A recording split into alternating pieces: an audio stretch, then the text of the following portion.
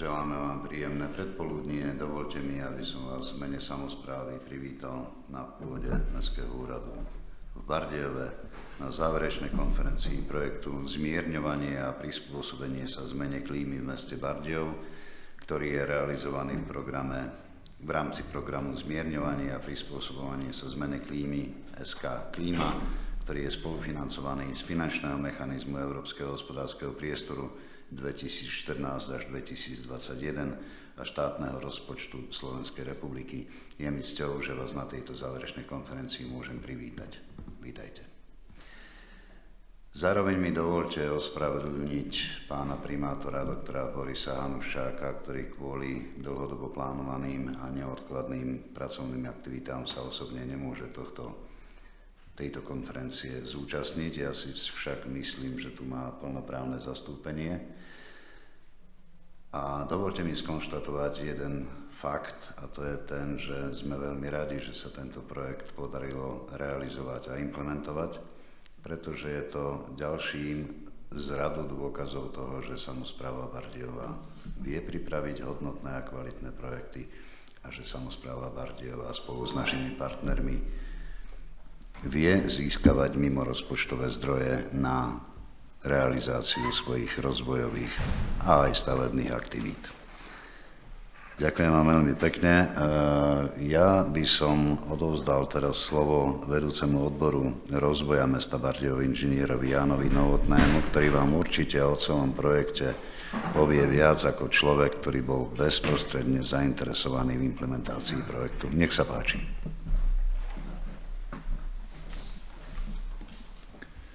Ďakujem za slovo. Na úvod.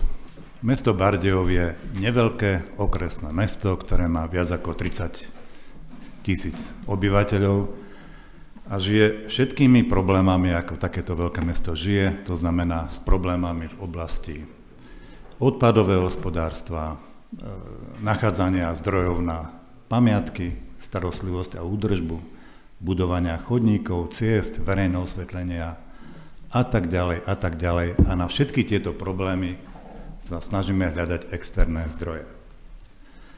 Zároveň naše mesto je mestom výnimočným. Je to mesto kráľovské, je to mesto zapísané v zozname UNESCO. Je to mesto, ktoré sa píši tradičným jarmokom. Bolo 3-krát vyhodnotené v ankete ako najkrajšie mesto Slovenska. Zároveň máme strategickú polohu v blízkosti poľských hraníc. A to všetko v kombinácii všetkých týchto atribútov nám dáva punc výnimočnosti.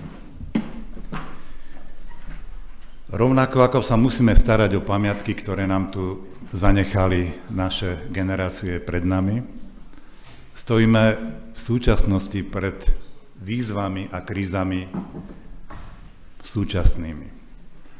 A to je zmena klímy, to sú problémy environmentálne, problémy energetické. A mesto Bardejov, rovnako ako mesto, ktoré sa píši titulom UNESCO, chce byť, respektíve má ambíciu byť aj mestom adaptovaným na zmenu klímy. V tomto zmysle mesto realizuje a pripravuje ďalšie projekty v tejto oblasti s najbližším termínom aj k 34. v tomto roku na realizáciu vodozádržných opatrení. Ale k samotnému projektu, ktoré je predmetom dnešnej konferencie. Ja si ešte pamätám v roku 2019, kedy sme hľadali finančné zdroje na zateplenie základnej školy na 4. základnej školy Bartolomeja Krpelca a nevedeli sme ich nájsť, pretože škola tak veľkého rozsahu s takým počtom pavilónov, iné školy sa zateplili, tu sa nevedeli nájsť zdroje. V závere roka 2019 v novembri bola zverejnená výzva cez norské fondy a finančné mechanizmy EHP, ktorá hovorila o tom, že vám dáme príspevok maximálne 1 040 000 eur, ale musíte naplniť jeden kľúčový indikátor, a to znížiť emisie o minimálne o 1785 tón. Ak by sme realizovali len projekt zateplenia 4. základnej školy, dosiahli by sme úsporu iba 51 tón ročne a naša žiadosť, náš projekt by bol automaticky hodený do koša.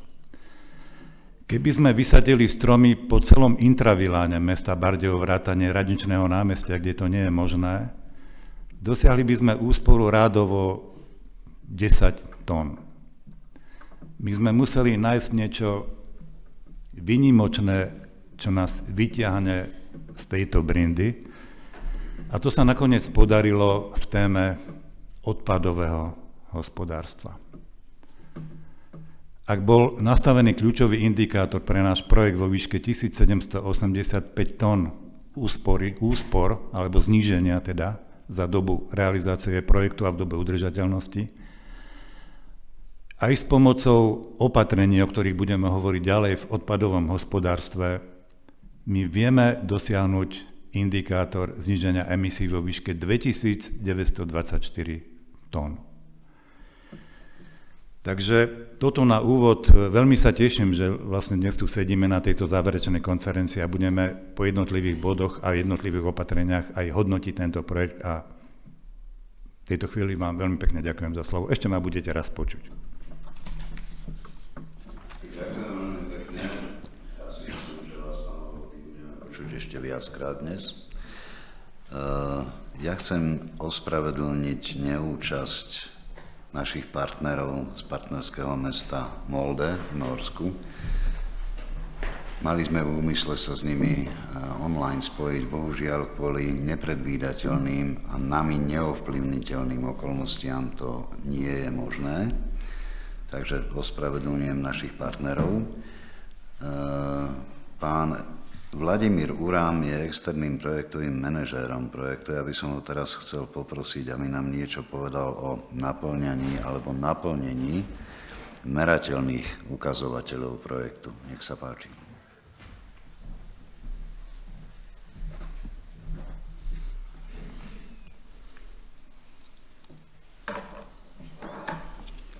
Milé dámy, vážení páni, tak ako povedal pán vedúci odboru, som rád, že sme došli do tohoto štádia, pretože neboli to ľahké časy, kým sme všetky veci mohli splniť, naplniť tie jednotlivé ukazovatele, aj keď na naplnenie všetkých merateľných ukazovateľov ešte máme od ukončenia projektu ďalších 5 rokov v rámci monitorovania projektu, takže nič sa nekončí.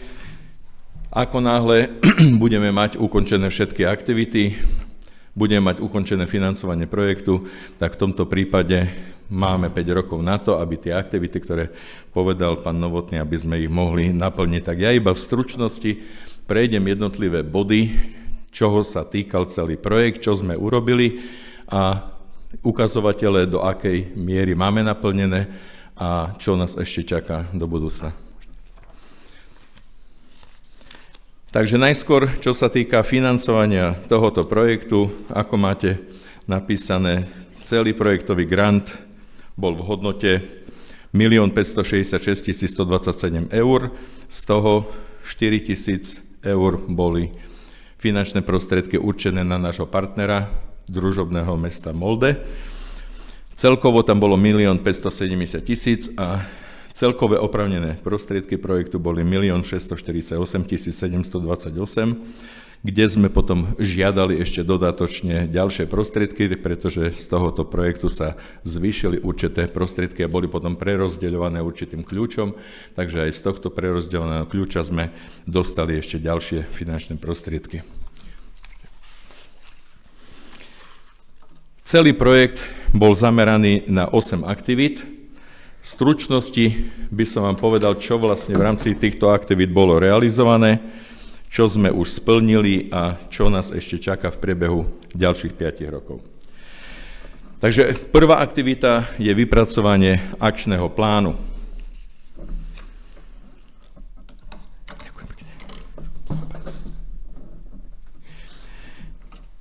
Spracovanie akčného plánu prebiehalo podľa implementácie projektu. Akčný plán viedol k prijatiu opatrení. Akčný plán na zmiernenie a prispôsobenie sa zmenám podnebí je komplexným strategickým dokumentom mesta.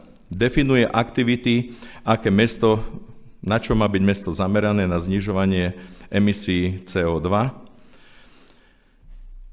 Zahŕňa analýzu klimatických podmienok, je to zber a vyhodnotenie klimatických údajov, tvorbu klimatického režimu, prognózy budúcich zmien podnebia, rizikovú analýzu zraniteľnosti územia voči zmene podnebia, zber a analýzu dát, tvorba komplexných map a tvorba modelov. To znamená, že tento akčný plán by mal pomôcť aj mestu sa orientovať pri ďalších plánoch, ďalších projektoch, ktoré sa budú realizovať v rámci mesta, kde by tieto mapy mali byť podkladom realizácie ďalších projektov, ako aj dúfame, že keď sa to dokončí a urobí sa to komplexne, mali by sme vedieť o každej jednej budove, o každom jednom strome, o každom jednom chodníku, kde sa nachádza, aké sú tam parcely a tak ďalej, aby tieto veci pomohli aj územnej stratégii mesta Bardejov. Táto realizovaná aktivita prispela ku naplneniu indikátora počet zostavených akčných plánov, kde bola cieľová hodnota 1, to znamená, že bol urobený jeden akčný plán ako strategický dokument mesta. Ďalšia aktivita bola v sektore budov. Táto hlavná aktivita realizovaná bola prostredníctvom zníženia energetických nákladov základnej školy Bartolomeja Krpelca, zateplením vonkajšieho plášťa, výmenou otvorových konštrukcií a ďalej v ďalšej aktivite, kde máme energetické úsporné riešenia, výmenou všetkých svietidiel v jednotlivých pavilónoch za úsporné svietidla.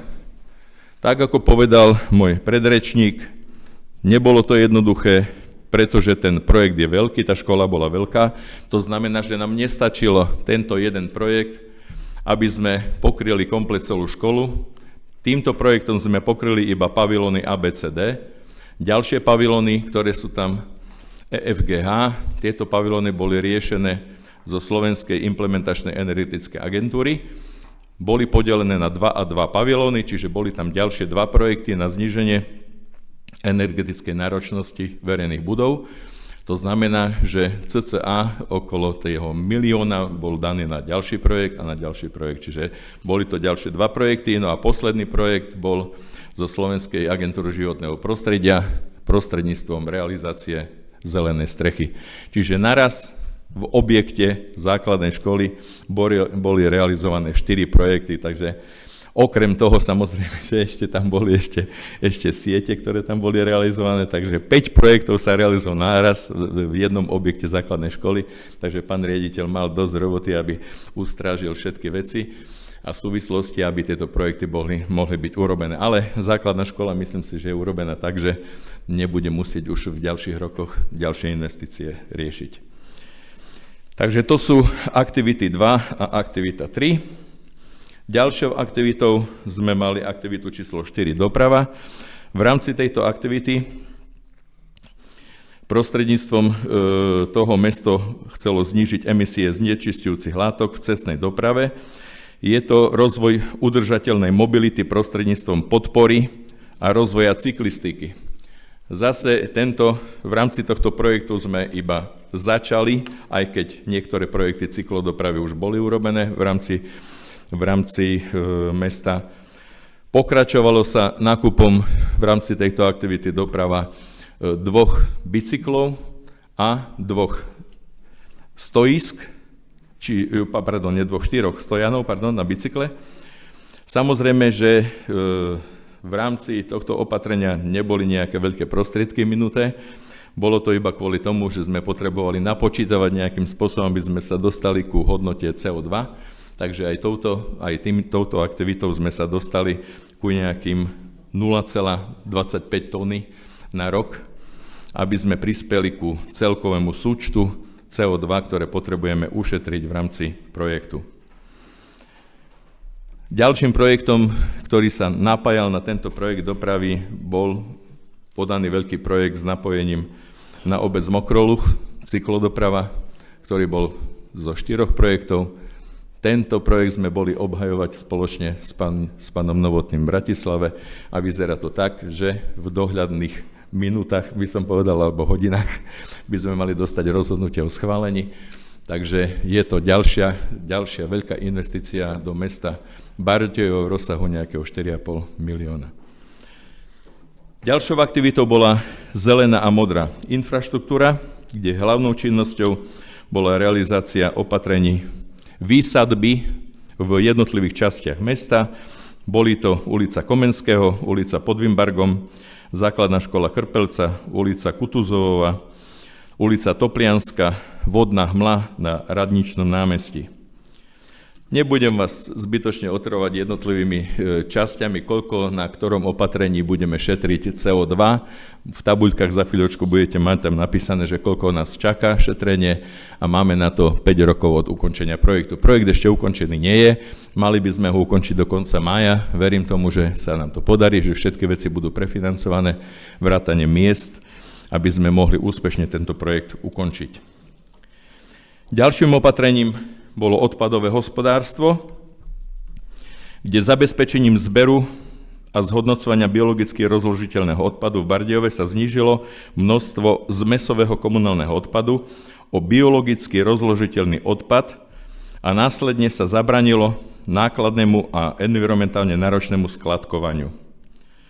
Podporilo sa zavedenie zberu rozložiteľného odpadu, komplexnej bytovej výstavby zakúpením zberných nádob a hygienizačnej nádoby, zber 110 kusov kontajnerov s kapacitou 240 litrov a 105 kusov zberných nádob s kapacitou 660 litrov.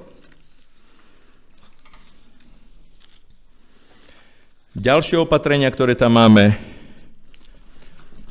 tak najskôr mäkké opatrenia, nechcem do toho zasahovať, lebo kolegynka pani Eliášová sa bude podrobne venovať týmto veciam, ktoré boli realizované na všetkých základných školách, materských školách a tak ďalej, čiže nebudeme zasahovať do kompetencie, nech to odprezentuje ona, keďže to ona realizovala. No a posledné, ktoré tam máme, je vlastne manažment celého projektu. Manažment celého projektu prebiehal počas celej realizácie projektu, to znamená riešenie žiadosti o platbu každý mesiac, alebo každé 3 mesiace, ktoré sme dávali, riešenie zmien projektu, ktorých bolo takisto dosť. Ďalej monitorovacie správy, ktoré boli dávané o priebehu realizácie projektu. No a teraz nás čaká ukončenie projektu úspešné, aby sme mohli mať vyplatené všetky finančné prostriedky z projektu, aby projekt bol úspešne ukončený.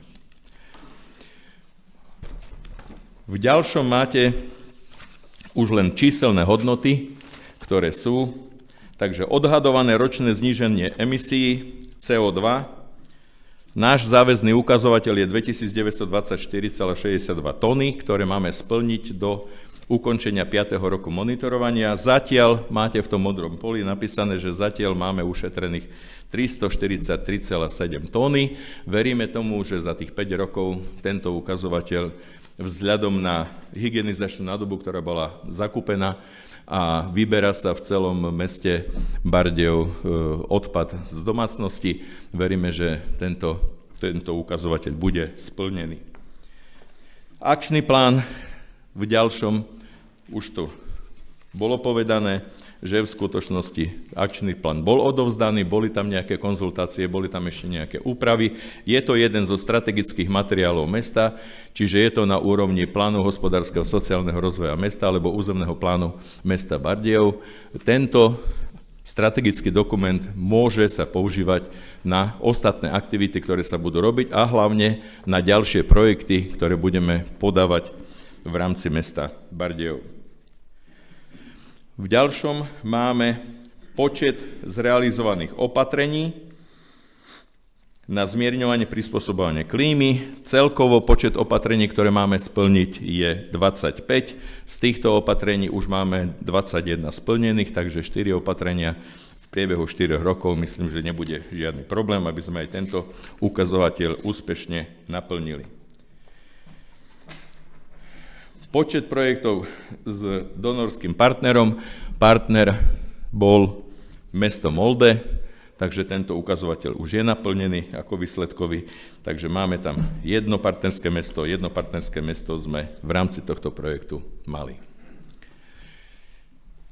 V ďalšej tabuľke máte jednotlivé aktivity, koľko sme ich mali a koľko máme z toho splnených, takže počet informačných aktivít sme mali 3 naplniť, máme z toho splnené 2 aktivity. Počet účastníkov informačných aktivít máme 100, z toho je naplnených 67, takže aj v rámci našej záverečnej konferencie máme naplnené ďalšie čísla.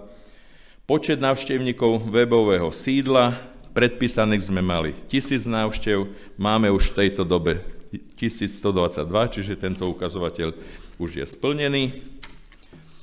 Ďalšie máme počet prezentácií projektu na podujatiach, máme predpísaných 15 prezentácií, 12 už máme hotových, čiže v rámci dnešnej konferencie by sme tento ukazovateľ mali mať naplnený.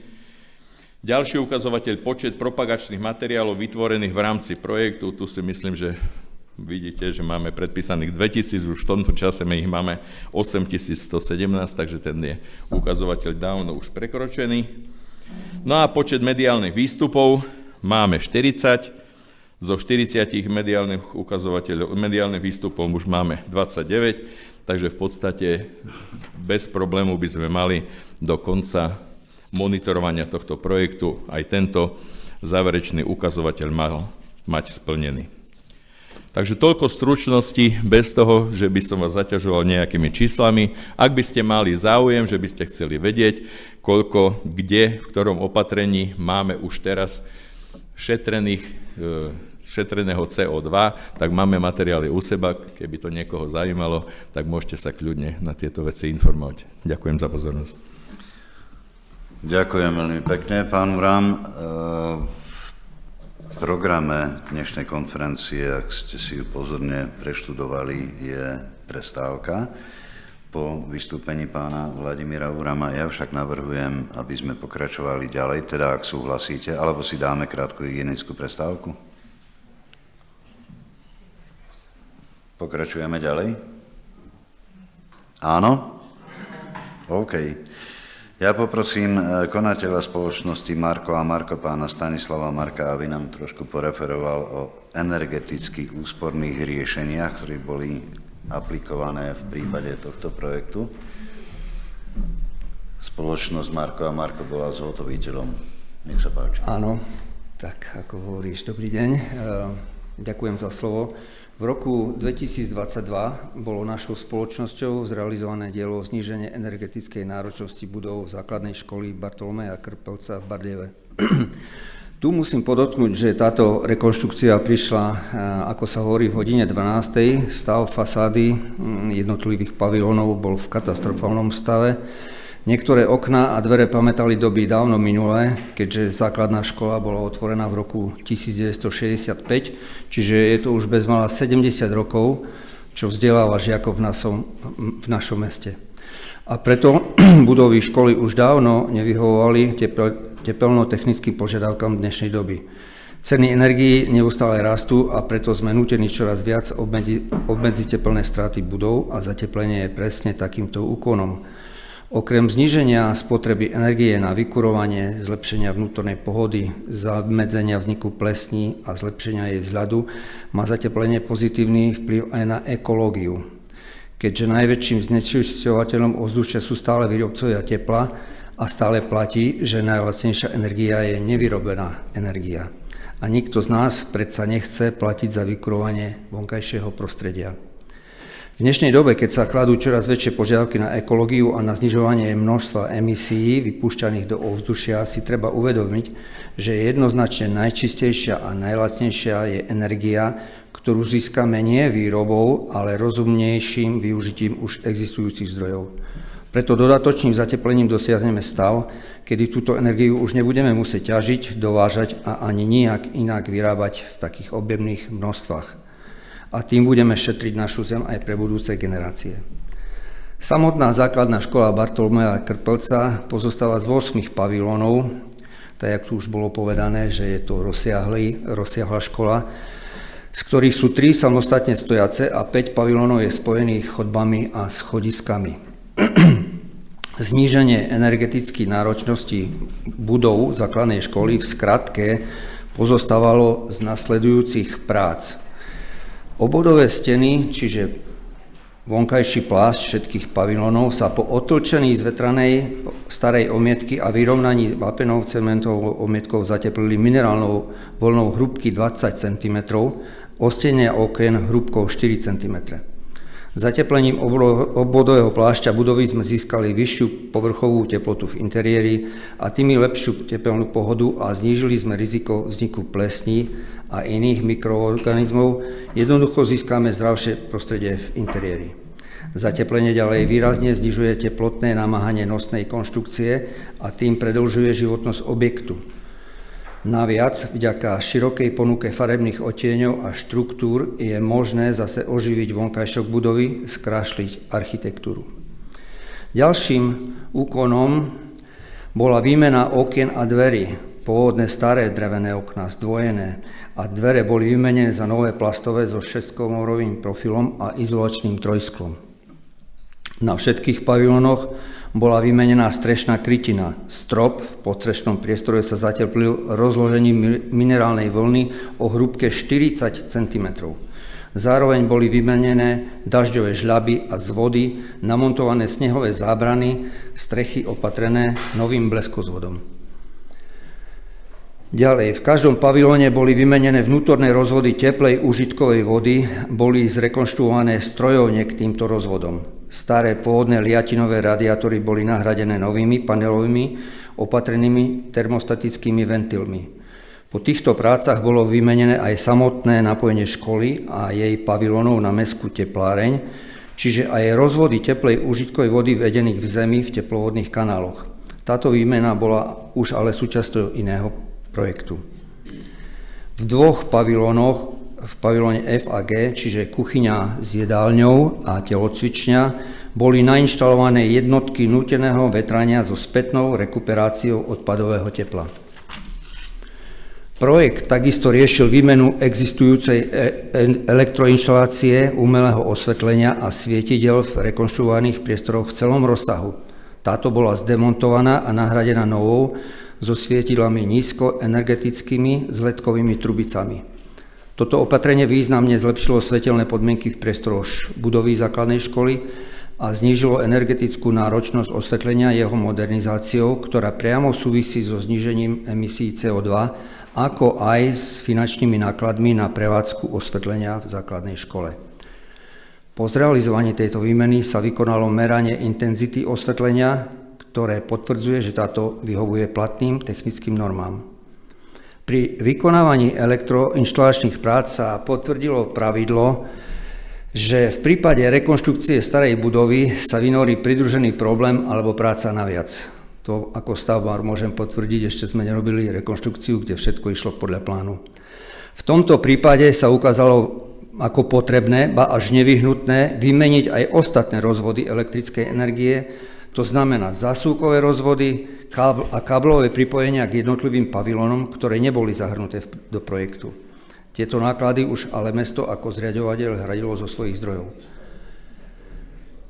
Za účelom efektívneho využitia dažďovej vody v základnej škole Bartolomeja Krpelca boli osadené pod úroveň terénu retenčné nádoby na jej zachytávanie a s napojením na dažďové zvody. Jej ďalšie využitie slúži napríklad ako zavlažovanie výsadby okrasných kríkov a zelene okolo pavilónov školy. Uskutočnením a vykonaním všetkých týchto opatrení a stavených prác sme výrazne prispeli k zníženiu tepelných strát v budovách základnej školy a teda aj spotreby energie na vykurovanie a osvetlenie, tým pádom aj ochrane životného prostredia, čo je v podstate hlavnou témou projektu zmierňovanie a prispôsobenie sa zmeny klímy v meste Bardejove. Ďakujem za pozornosť. Ďakujem veľmi pekne, pán Marko. My budeme pokračovať a poprosím vedúcu oddelenia školstva Mestského úradu pani Evičku Barbuľákovú, aby nám niečo porozprávala o podpore zelených opatrení na základnej škole Bartolomeja Krpelca. A vítam medzi nami riaditeľa školy pána Ivana Banduriča, ten ale kvôli hlasovej indispozícii láskavo prepustil právo vystúpiť pani Eve.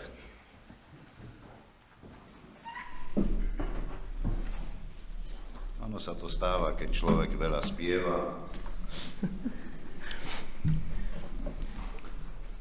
Vážení účastníci konferencie, dámy a páni, hneď úvodom by som sa vám chcel ospravedlniť, že môj príhovor na záverečnej konferencii vám nepôžem povedať slovne, ale bude to reprodukovať vedúca oddelenia školstva Eva Barbuľáková.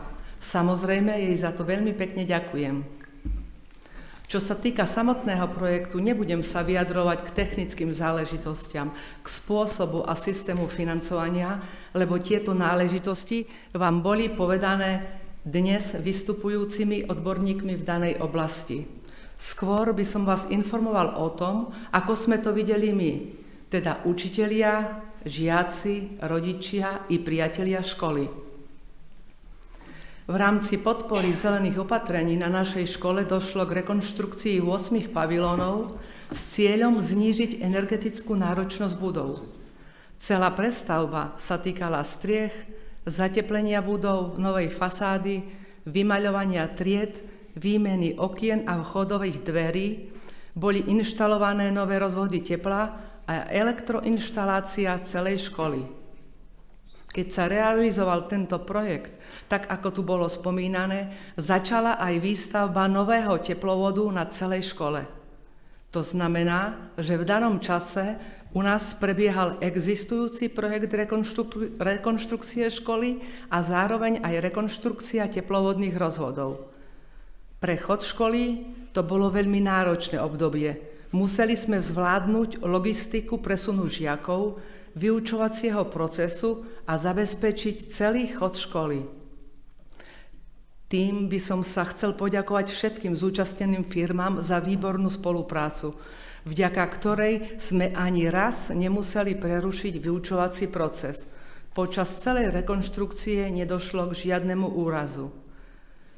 Celý projekt začal v roku 2022 a bol ukončený v roku 2023. Dnes už vieme povedať, že spotreba tepla sa naozaj výrazne znížila.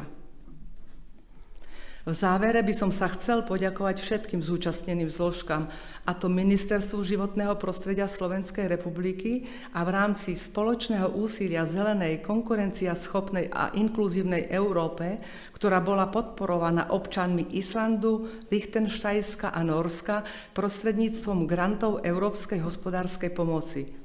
Nemožno zabudnúť ani na spolufinancovanie nášho zriaďovateľa v doplnení a podpore iných výdavkov, ktoré vzýšli v rámci prebiehajúceho projektu.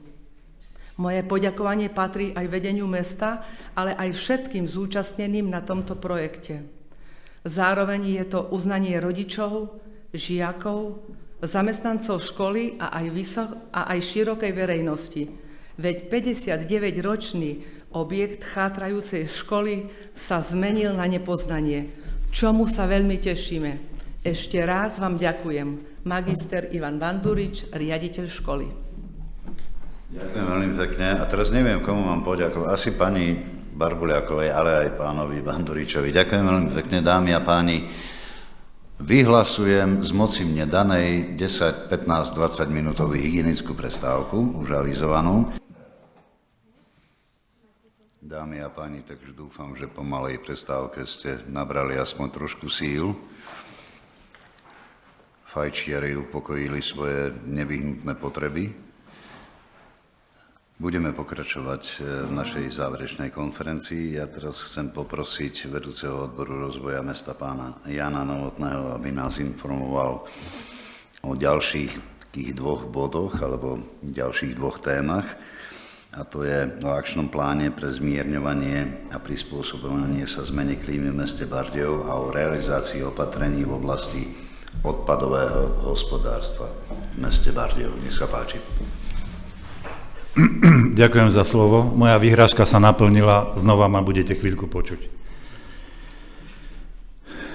Strategický dokument, akčný plán na zmierňovanie a prispôsobenie sa zmene klímy v meste Bardejov pôsobí a počúva sa veľmi strašne, ale je to dokument, ktorý musel byť povinnou súčasťou projektu.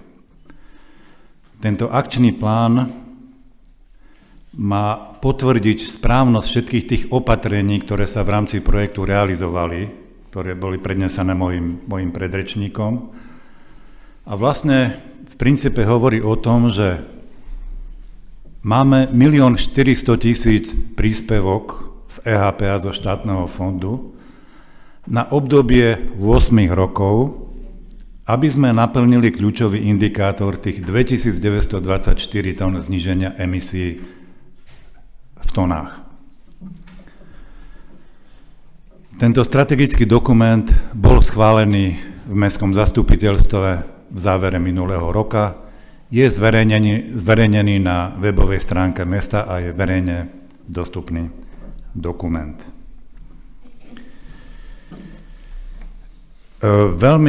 Veľmi plynule prejdem na ten ďalší bod, lebo akčný plán hovorí o súboroch opatrení a to jedno opatrenie, ktoré zachraňuje z hľadiska úspor emisí, sú opatrenia v odpadovom hospodárstve. A tu poprosím môjho kolegu, aby mi nastavil prezentáciu a zároveň chcem ospravedlniť svojho kolegu Milana Klimeka. Zjavne sa na neho nepodobám a toto je jeho príprava, jeho prezentácia, ale z dôvodu, že ochorel, dostal teploty, tak ja odprezentujem jeho slajdy. Čiže v rámci projektu riešime aj odpadové hospodárstvo v rámci celého mesta, aby sme naplnili indikátor v rámci odpadu, a to 1785 tón emisí za 3 až 5 rokov. Ako sme to dosiahli? Dosiahli sme to 2 aktivitami, a to nákupom bionádob v počte 110 kusov v objeme 240 litrov a 105 kusov zberných nádob na kuchynský odpad v objeme 660 litrov. Ja poriadne nevidím na tieto slajdy, ale to nevadí, mal som sa na to pripraviť.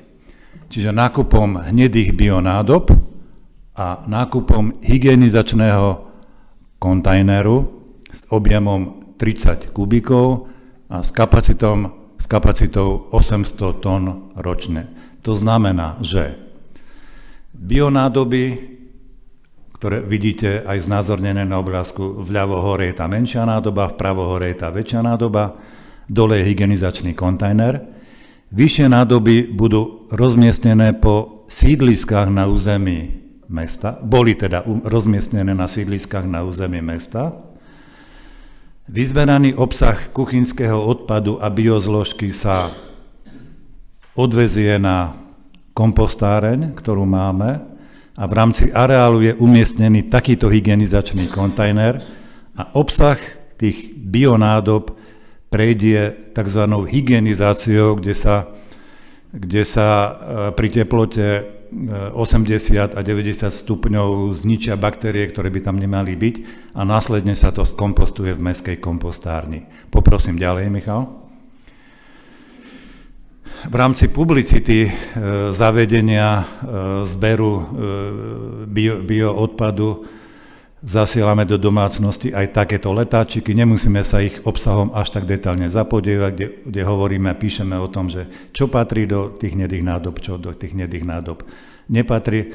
A rovnako aj v bardejovskej televízii propagujeme a snažíme sa v rámci publicity propagovať, že v rámci mesta treba triediť, aby toho zmesového odpadu, ktorý bude uložený na skladke zmesového odpadu bolo čím menej, pretože za neho mesto veľa musí platiť.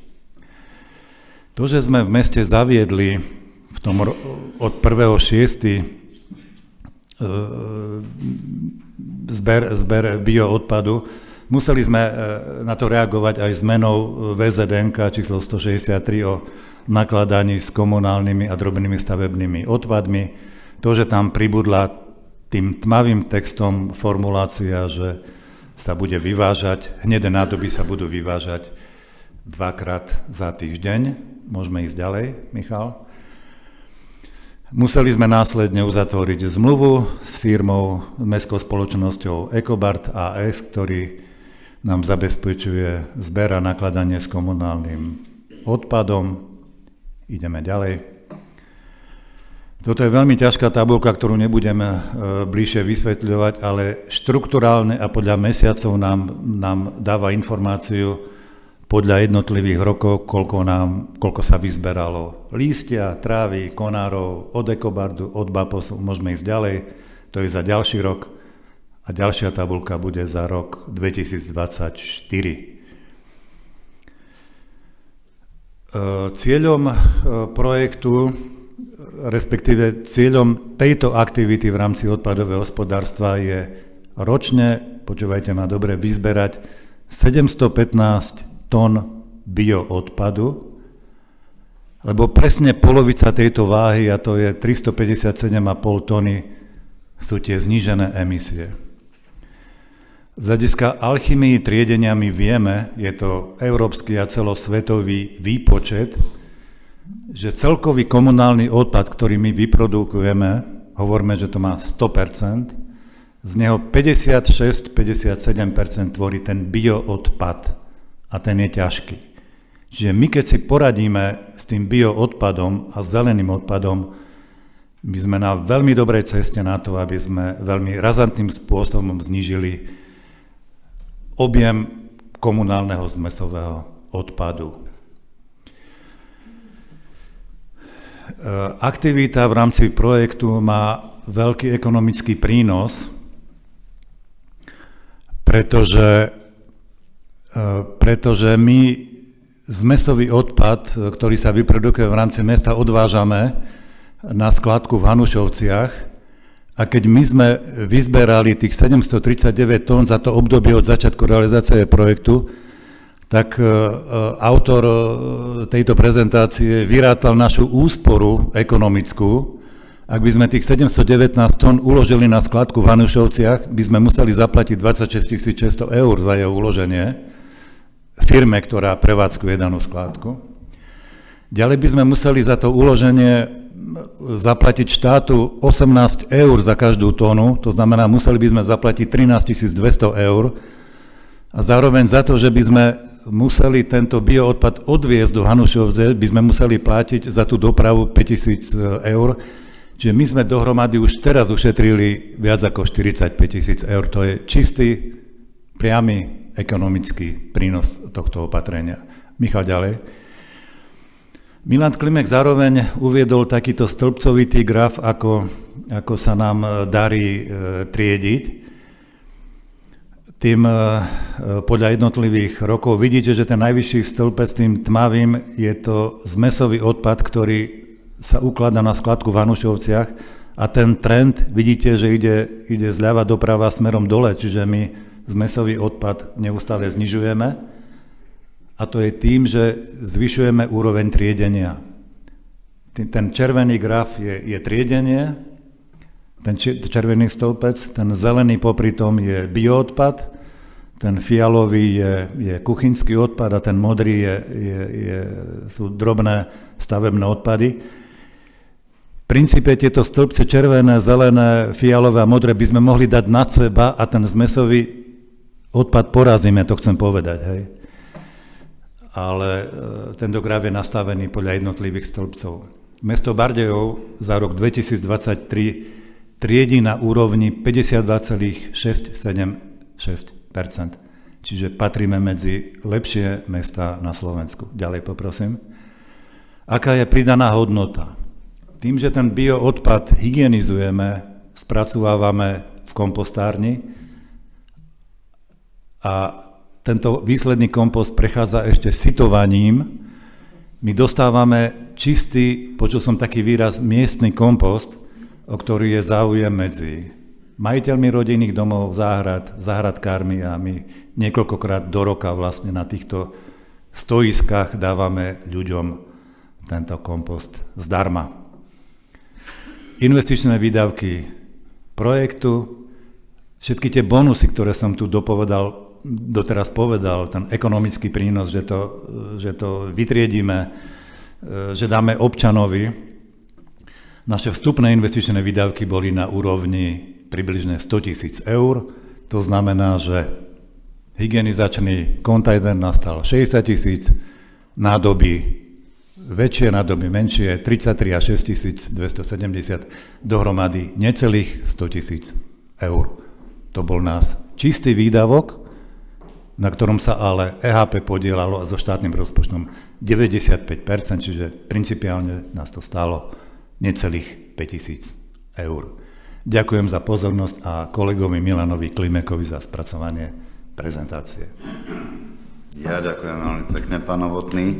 Len za seba môžem povedať, lebo to sledujeme a sú mimoriadne priaznivé odozvy u obyvateľov alebo od obyvateľov mesta Bardejov, a to je jedno, či bývajú na sídliskách, alebo bývajú v rodinných domoch, alebo v záhradkárskych osadách, sú mimoriadne priaznivé odozvy na možnosť bezplatného odvozu kompostu. To chcem podotknúť, že to je ďalšia pridaná hodnota k celému projektu, lebo Bardejovčania sú okrem iného povestní aj tým, že rádi záhradkárčia, a je to pre nich vítaná pomoc a vítané plus v ich snažení. Ďakujem veľmi pekne, to len toľko. Budeme pokračovať ďalej a poprosím doktora inžiniera Petra Demčka, záhradného architekta mestského podniku BAPOS, aby nás trošku informoval o zelenej, to má taký zvláštny a vzletný názov, zelená infraštruktúra v meste Bardejov.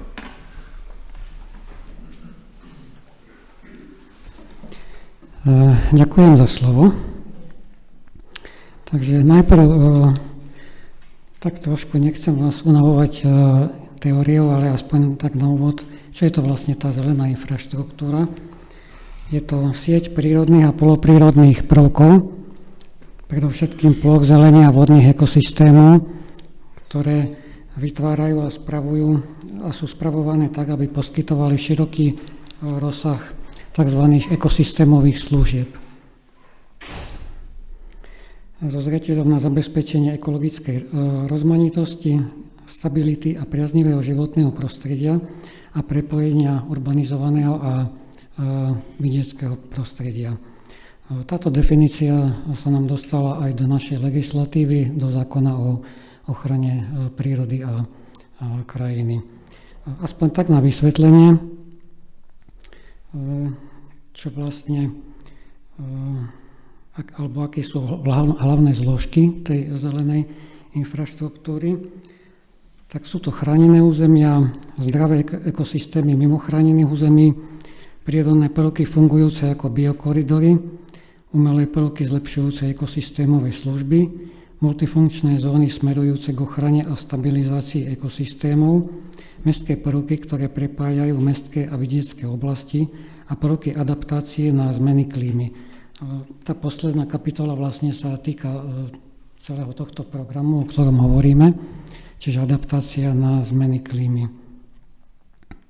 Pokiaľ ide o tie služby, tak v krátkosti, teda služby, ktoré poskytujú vegetačné prvky, sú to podporné služby, produkčné služby, regulačné služby a kultúrne služby.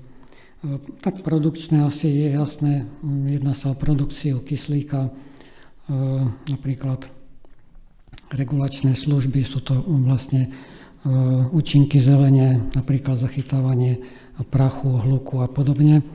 A kultúrne služby napríklad tým, že zelene vytvára priaznivé podmienky pre psychohygienu človeka, pre upokojenie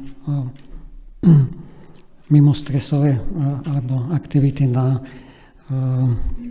odpočinok po práci, na regeneráciu síl a tak podobne.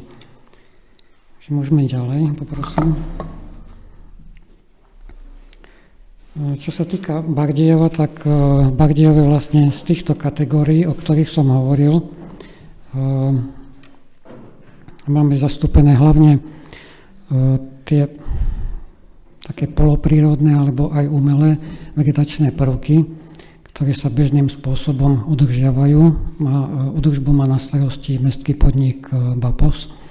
A tu na tabuľke vlastne môžeme vidieť zhruba rozsah tých ploch, ktoré má mestský podnik BAPOS na starosti. To sa týka vlastne o travnaté plochy, ktoré udržiavame kosením. Celková výmera zelených ploch, teda travnatých ploch, ktoré udržiavame ako správci, je viac ako 83 hektárov, s tým, že jednotlivé plochy sú rozdelené do tzv. Intenzitných tried a tie nám hovoria potom, koľkokrát za sezónu sa jednotlivé plochy kosia. Najväčšia intenzita, samozrejme, tu môžeme vidieť mapu rozloženia zelenej infraštruktúry v meste Bardejov. Najväčšia intenzita je samozrejme v centre mesta, v mestskej pamiatkovej rezervácii, kde sa kosí 10 až 12 krát do roka. Potom nasledujú sídliska, kde je to väčšinou 3 krát do roka a okrajové mestské časti, kde je to 2 krát do roka.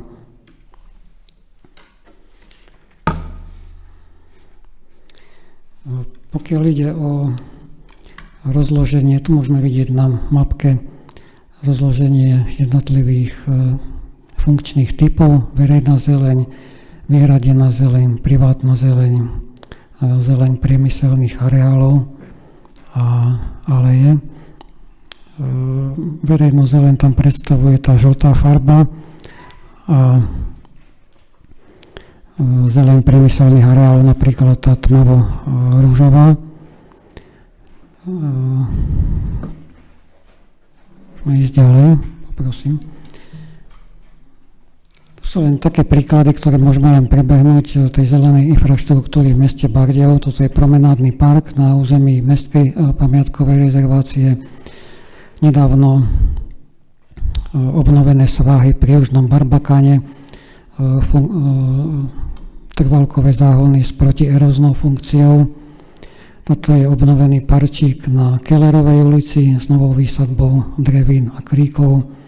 Toto je napríklad parčík na ulici Kúpeľná s alejou, takisto ulica Nový Sad, obnovená alej, novovysadené čerešne, ktoré nám pekne kvitnú práve teraz v tomto období.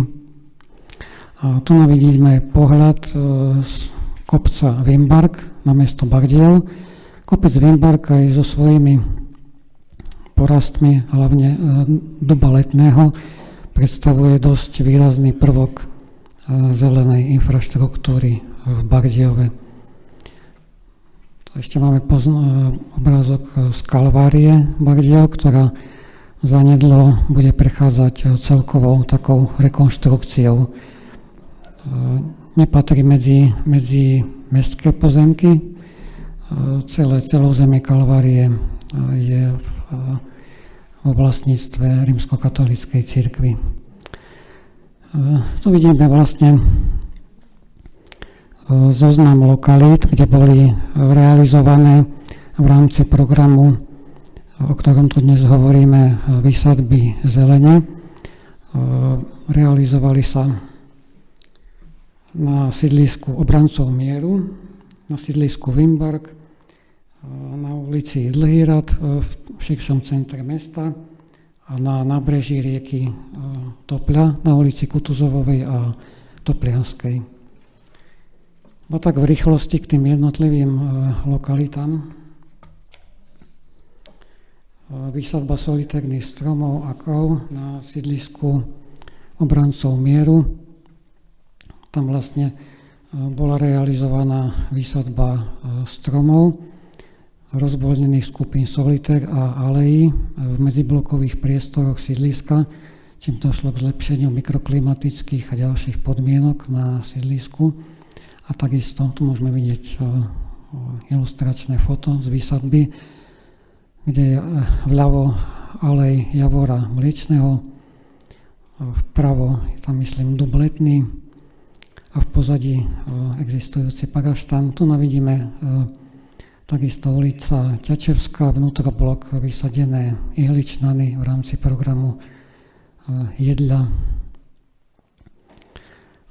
Na tomto snímku vidíme stredový deliaci pás, ktorý bol vysadený rôznymi druhmi trvaliek, napríklad šalvia lekárska, kostrava sivá, nátržník krovitý. Tento zelený pás, ešte sa vrátim k nemu, bol vlastne vysadený s cieľom, aby bola lepšia orientácia aj v doprave pred blízkou križovatkou a takisto aj jednoduchšia údržba, pretože tie pôvodné zelené pásy viac menej nám stále vysychali, pretože sa tam nachádza dosť málo takej bežnej ornice. Takže má to viaceré prínosy. Ďalšie lokality.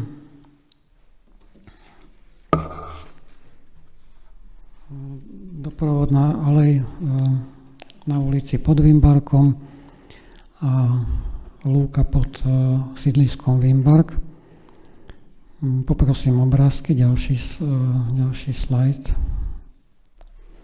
Tu vidíme lúku pod sídliskom Vimbark, kde boli vysadené stromy, ktoré sú jednak aj okrasné, ale aj užitkové zároveň, napríklad lieska turecká, moruša čierna, jarabinda vtáčia od roda Edulis. Tu chcem povedať ešte napríklad k tej lieske tureckej, že dosť veľa stromov bolo odstránených v súvislosti s rozširovaním križovatky na ulici Dlhý rád napríklad, takže sme radi, že sme znova tie isté druhy alebo podobné dostali do zastávaného územia mesta. Poprosím ďalej.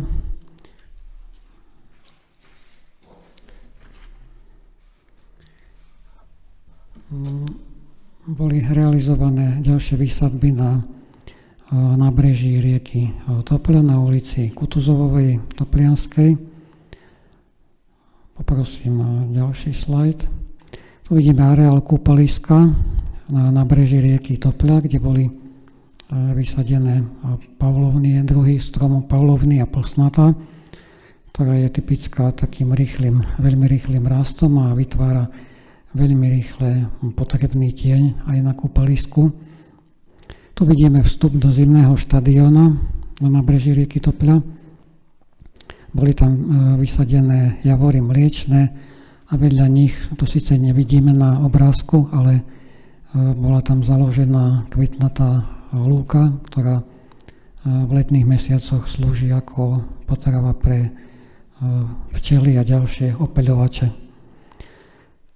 Na tomto obrázku vidíme alej Javora Polného na ulici Toplianskej pri areáli hromadných garáží, ktoré lemujú nábrežie Tople v určitom úseku pri areáli letného štadióna. Ďalšie lokality, kde boli realizované výsadby, sú ulice Dlhý rád a ulica pod Vimbarkom. Tu vidíme opäť vysadenú alej hrabu obyčajného, ktorý plní aj funkciu takého živého plota alebo takej hygienickej a optickej bariéry pre obyvateľov rodinných domov, ktoré vidíme v ľavej časti obrázku. Na tomto snímku vidíme zase novo vysadenú alej na ulici Dlhý rád pred objektom okresného úradu.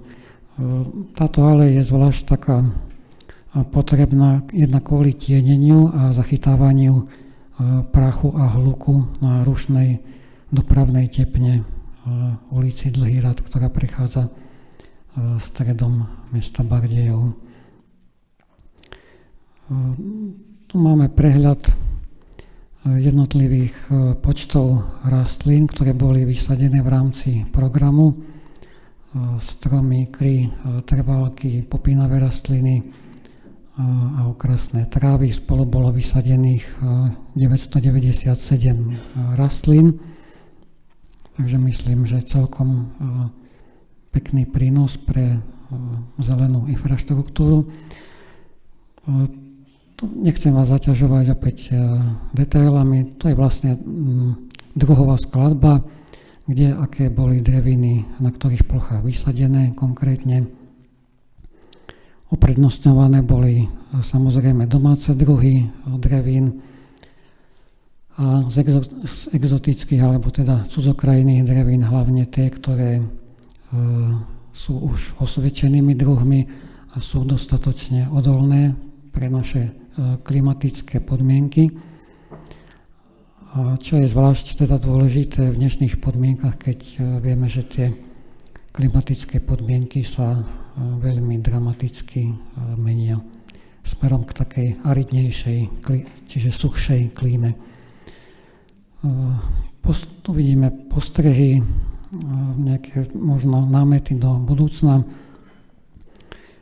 Určite by sa malo pokračovať v ďalších výsadbách drevín, tak aby tie klimatické zmeny boli zmierňované, aby napríklad sa zvyšovala vlhkosť vzduchu, aby sa zachytávali prachové častice, aby zeleň pôsobila ako bariéra optická, protihluková, protiprachová a aby plnila ďalšie požadované funkcie. Na záver ešte by som takisto povedal, že údržba zelene verejných priestranstiev v meste Bardejov naráža samozrejme aj na ťažkosti, tak ako aj v iných mestách. Boríme sa s nedostatkom kvalifikovanej pracovnej sily. Napríklad aj pre tie novo založené výsadby budeme potrebovať samozrejme odbornú údržbu, čo je do budúcna potrebné zabezpečiť. Ešte by som snáď povedal, že máme založenú aj okrasnú škôlku, kde pestujeme dreviny pre vlastnú potrebu a pre ďalšie výsadby do verejných priestranstiev. Takže časť tých výsadieb aj do budúcna máme kryto aj z vlastných zdrojov. Takže toľko z mojej strany. Ďakujem za pozornosť. A verím tomu, že aj v ďalšom období sa bude pokračovať vo výsadbách zelene v meste Bardejov. Ďakujem. Ďakujem veľmi pekne, pán Demčko. Ja len na doplnenie možno 2 momenty. Bola tu spomínaná Kalvária. Nech sa páči, pán Demčko.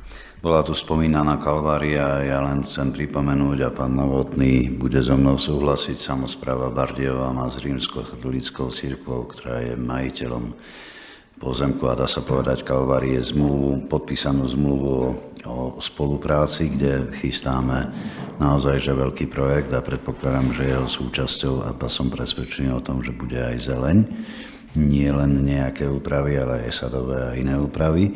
A tak trošku k ozeleneniu mesta prispieva aj samotná samospráva, konkrétne pán primátor, ak sa tu spomínal Park Európy a sídlisko obrancov mieru, tak sme pred týždňom, pred 2 vysadili už druhý strom. Chceme začať totižto takú tradíciu. My tu prijímame rôzne návštevy. Minulého roku sme prijali okrem iných aj jeho excelenciu pána veľvyslanca Írskej republiky, tak sme vysadili na obrancov mieru írsky dub, čo je národný strom Írska, a zhruba pred 10 dňami sme tu mali jeho excelenciu veľvyslanca Slovinska v Slovenskej republike, tak sme si dovolili spoločne vysadiť lipu malolistú ako strom slovanstva a vzájomnej vzájomného priateľstva. Tým viac, že mesto Bardejov má spomedzi 17 z tých partnerských miest aj mesto v Slovensku, a to je mesto Sloven Gradec.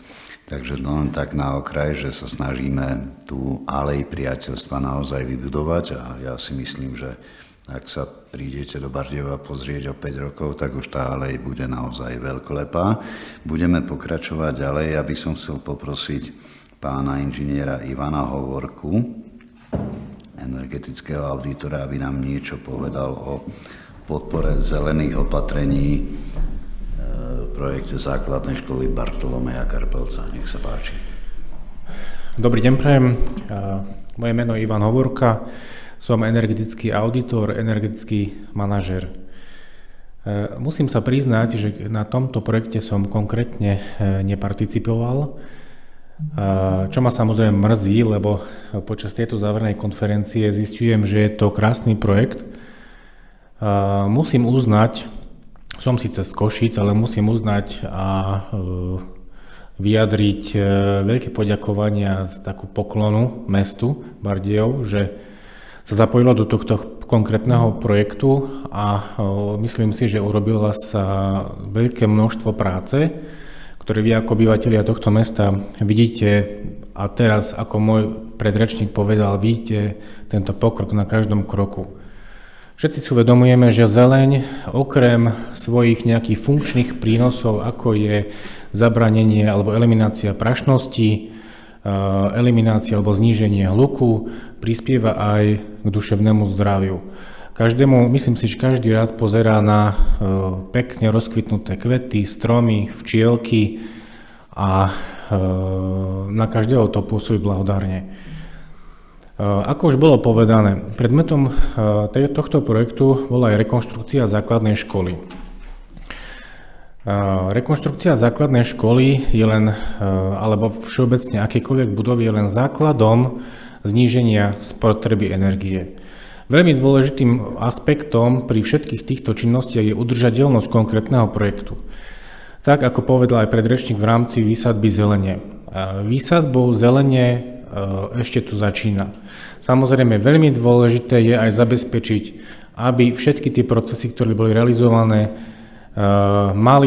boli kontinuálne, bola zabezpečená nejaká ich údržba, starostlivosť, aby všetko napredovalo, zveľaďovalo. To isté platí aj pri budovách.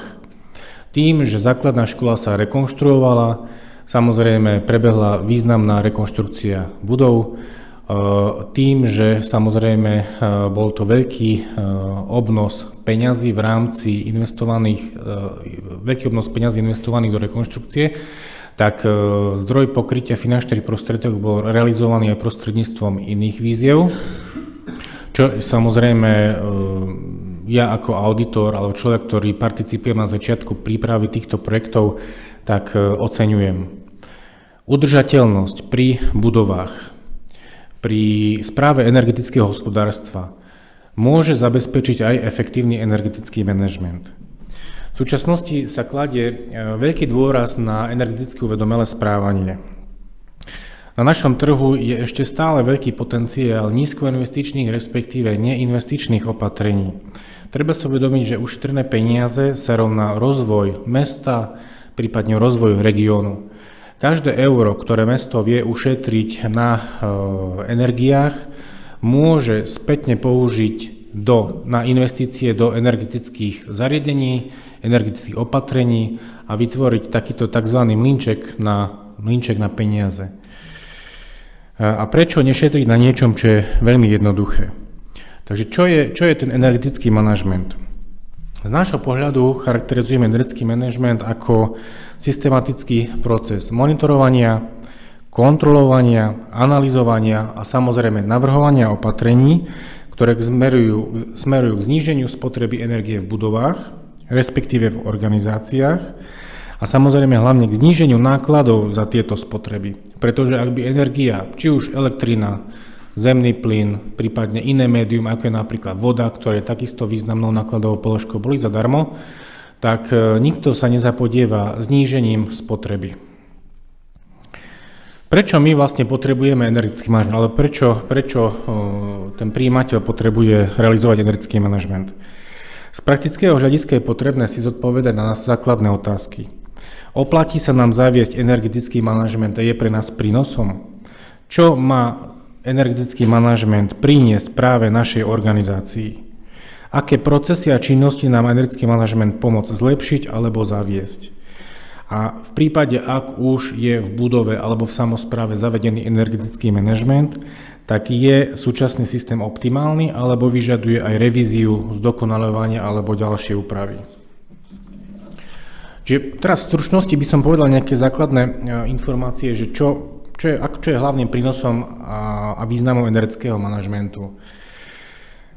Samozrejme, zníženie spotreby energie, zníženie spotreby nákladov, emisí a všetkého, čo je s tým spojené. Analýza trhu s energiami a výber dodávateľa. Samozrejme, cieľom energetického manažéra je optimalizovať náklady. A to znamená aj vstupné náklady. Optimalizácia distribučných poplatkov. Vieme, že distribučné poplatky vo všeobecnosti tvoria viac ako 50% nákladov na médiá. A čo je v neposlednom rade je sledovanie a riadenie spotrieb v reálnom čase, to znamená tzv. Monitoring. Tento monitoring umožní okamžite reagovať na nejaké havarijné situácie, ako je únik vody, únik nejakého iného média a tak ďalej. V neposlednom rade je dôležitý a hlavný prínos energetického manažmentu je targeting, to znamená plánovanie spotreb energie a súvisiacich nákladov. V prípade samosprávy veľmi dôležité pri tvorbe rozpočtu na nasledujúci rok. To znamená určiť predikciu, ako sa mi bude vyvíjať spotreba a samozrejme priamomerná aj priamomerné náklady. Aj keď vykonáte investičné opatrenia pre zníženie energetickej spotreby v budovách, akým je napríklad výmena zdroja, vo všeobecnosti zateplenie, výmena okien a tak ďalej, to ešte nezaručuje dlhodobé udržateľné a optimálne zníženie spotreby energie. Myslím si, že asi k tomuto by sa vedeli hlavne vyjadriť ľudia z samosprávy z mesta, ktorí pripravujú projekty a prípadne aj iní zainteresovaní ľudia, ktorí častokrát vidia, že tá predpokladaná úspora vypočítaná auditorom alebo projektantom vo fáze prípravy projektu nekorešponduje s tou reálnou úsporou po realizácii opatrenia, to znamená po zateplení budovy. Je to presne tým nastavením prevádzkového režimu a tak ďalej. Lebo v prípade, ak ja mám síce zateplenú budovu a nie je napríklad hydraulicky vyregulovaný systém, alebo personál tej budovy stále potrebuje sedieť v kancelárii, kde je 26 stupňov Celzia, tak tá úspora bude možno tretinová oproti tej výpočtovej. Samozrejme, čo nemeriame, nevieme riadiť. To znamená, že ten energetický manažment spočíva v pravidelnom sledovaní spotrieb, či už na základe priebežného sledovania, čiže odpisovania na základe nejakej týždennej periodicity, mesačnej periodicity, prípadne kontinuálnym meraním spotrieb, to znamená online sledovanie spotreby. Tak v podstate takýmito úkonmi zabezpečíme systematický energetický manažment a pravidelný monitoring. Čiže veľmi stručne, aký je postup pri zavádzaní energetického manažmentu? Veľmi dôležité z pohľadu samosprávy je zistiť pasport budov, to znamená vykonať evidenciu majetku a hlavne odberných miest. Odberných miest všetkých energetických médií a takisto napríklad aj vody. Čiže vykonať tzv. Energetickú inventúru. To znamená zabezpečiť zber dát. Priznám sa, je to náročná práca, lebo treba posúdiť každú jednu faktúru dodávateľov všetkých médií optimálne za posledné 3 roky, aby ten energetický manažment a energetický manažér videl, aký je trend v spotrebe za jednotlivé odberné miesta. Či už je to verejné osvetlenie, prípadne jednotlivé budovy. A samozrejme tieto pozbierané dáta následne je dôležité vyhodnotiť. Už pri vykonaní týchto prvých 3 bodov môže dojsť k prvým významným úsporám. Nejaké veľmi stručné, krátke príklady, ako je napríklad výber dodávateľa energie, respektíve optimalizácia distribučných poplatkov. Myslím si, že v zmysle zákona o verejnom obstarávaní tak samospráva by mala vykonávať na pravidelnej báze verejné obstarávanie na nákup médií, energetických médií, výber dodávateľa energií. Veľmi dôležitým faktorom je, aby bolo zabezpečené optimálne technické poradenstvo pri verejnom obstarávaní. To znamená, to je špecifikácia odberných miest, ich spotreba. Samozrejme, treba sa pozerať nie len na tú najnižšiu cenu ponúkaného dodávateľa za komoditu, ale treba prihliadať aj na zmluvné podmienky. Pokuty v prípade dodržania, nedodržania odberu a všetky podmienky, ktoré vlastne ten dodávateľ je ochotný akceptovať. Distribučné poplatky. To sú tzv. Fixné mesačné poplatky, všetci viete, je to tzv. Poplatok za istič. Častokrát sa stáva, že tieto ističe sú nejak predimenzované a tak ďalej. Môžeme prejsť o jeden slide aj ďalej. Do nejakých detailov nebudeme zachádzať. Častokrát na faktúre za elektrickú energiu sa môžu sa nachádzať aj nevyžiadané poplatky. Sú to tzv. Pokuty. Na faktúre od dodávateľa nikdy nebudete mať položku pokuta za niečo. Stále je to iba to poplatok, lebo sú to poplatky v zmysle ich aktuálneho ceníka. Sú to pokuty za prekročenie rezervovanej kapacity, to znamená pokuta za prekročenie ističa napríklad. Jalová dodávka elektriny v prípade výťahov, v prípade nedodržania hodnoty účinníka, v prípade inštalácií LED svietidiel. Preto je dôležitá analýza alebo pravidelná každomesačná analýza každej jednej faktúry. To znamená, že či aj dodávateľ jednotlivého média fakturuje tú správnu položku a v prípade, ak sa na faktúre nájdu aj nejaké nevyžiadané, v úvodzovkách nevyžiadané poplatky, to znamená faktúry, hneď vykonať nápravné opatrenia. Môžeme prejsť o jeden slajd ďalej na ten obrázok. Ukážem vám, alebo ilustrujem krásny príklad ističa na inej základnej škole. Je to pozostatok ešte z socializmu, kedy v podstate tie ističe sú predimenzované. Konkrétne na tomto odbernom mieste sa nachádzal 315 amperový istič s mesačným poplatkom 217 eur, čo činí ročný náklad vyše 2600 eur. Na obrázku vidíme v podstate tá oranžová čiara, to je tých 315 amperov, za ktorú škola platí pravidelne každý mesiac tých 217 eur. A tie malé modré bodky, to je ich aktuálny odber elektriny. Čiže vieme, že ten istič je naddimenzovaný. Málo kto vie, že takáto hodnota ističa, sú dve možnosti, ako sa to optimalizuje. To znamená fyzicky vymeniť istič, to znamená vypracovať jednoduchú projektovú dokumentáciu, odsúhlasiť to distribučnou spoločnosťou a fyzicky vymeniť istič za ten optimálny náklad niekoľko 100 eur. Alebo druhá možnosť je urobiť to kvázi administratívne s investíciou 0. Je to bežný úkon u dodávateľa, kedy vlastník odberného miesta vie si znížiť hodnotu ističa na maximálnu hodnotu 20% jeho hodnoty. To znamená, v prípade, ak má teraz istič hodnotu 315 A, tak 20% zníženie na hodnotu 20% v tomto prípade, ak sa nemýlim, 63 A. S investíciou 0 podotýkam. Ročná úspora vyše 2080 eur. Investícia 0. V žltom stĺpci zase sa nachádzajú pokuty za dodávku jalovej energie vo výške 1800 eur. Samozrejme na faktúre uvedené ako poplatok za dodávku jalovej energie. Monitoring a prenos dát. Aby vlastne prijímateľ alebo vlastník odberného miesta, či už je to energetický manažer na meste, či už je to napríklad z investičného oddelenia, alebo prípadne aj ekonóm, ktorý prechádza a hradí všetky tieto faktúry, tak a častokrát tí ľudia sa nevyznajú v tom, lebo povedzme si pravdu, riaditeľ školy nie je zodpovedná osoba, aby sa vyznal aj v jednotlivých položkách na faktúre, tak je veľmi, veľmi osožné, ak je vytvorený nejaký energetický tím, energetický konzultant, prípadne energetik na meste, respektíve obci. Pravidelné sledovanie týchto spotrieb je základným podporným nástrojom pre výkon energetického manažmentu, ktorý je potrebný pre rozhodovanie a vykonanie na jednotlivých nápravných opatrení.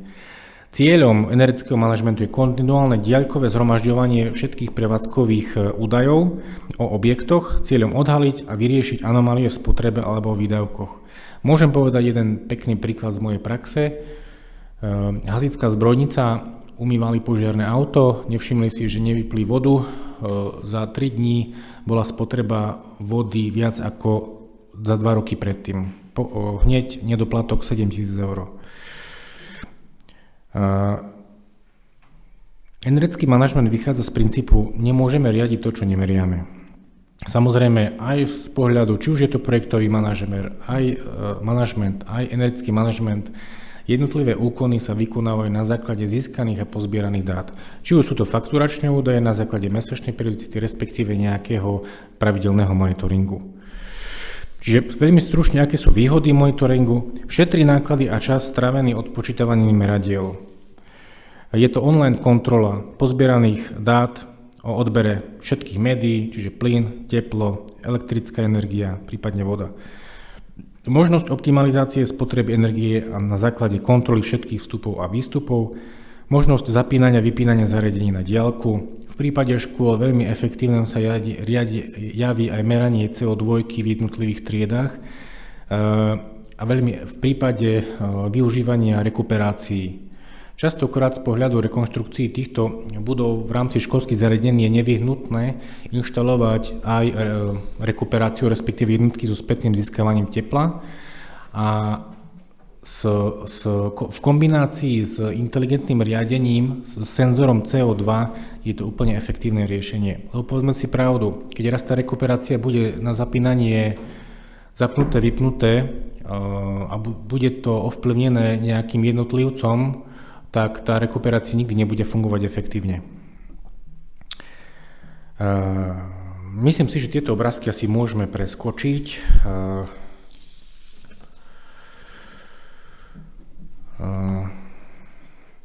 Čo sa týka, môžeme aj tento preskočiť, to sú nejaké základné výstupy z toho energetického manažmentu, respektíve hociakého softveru.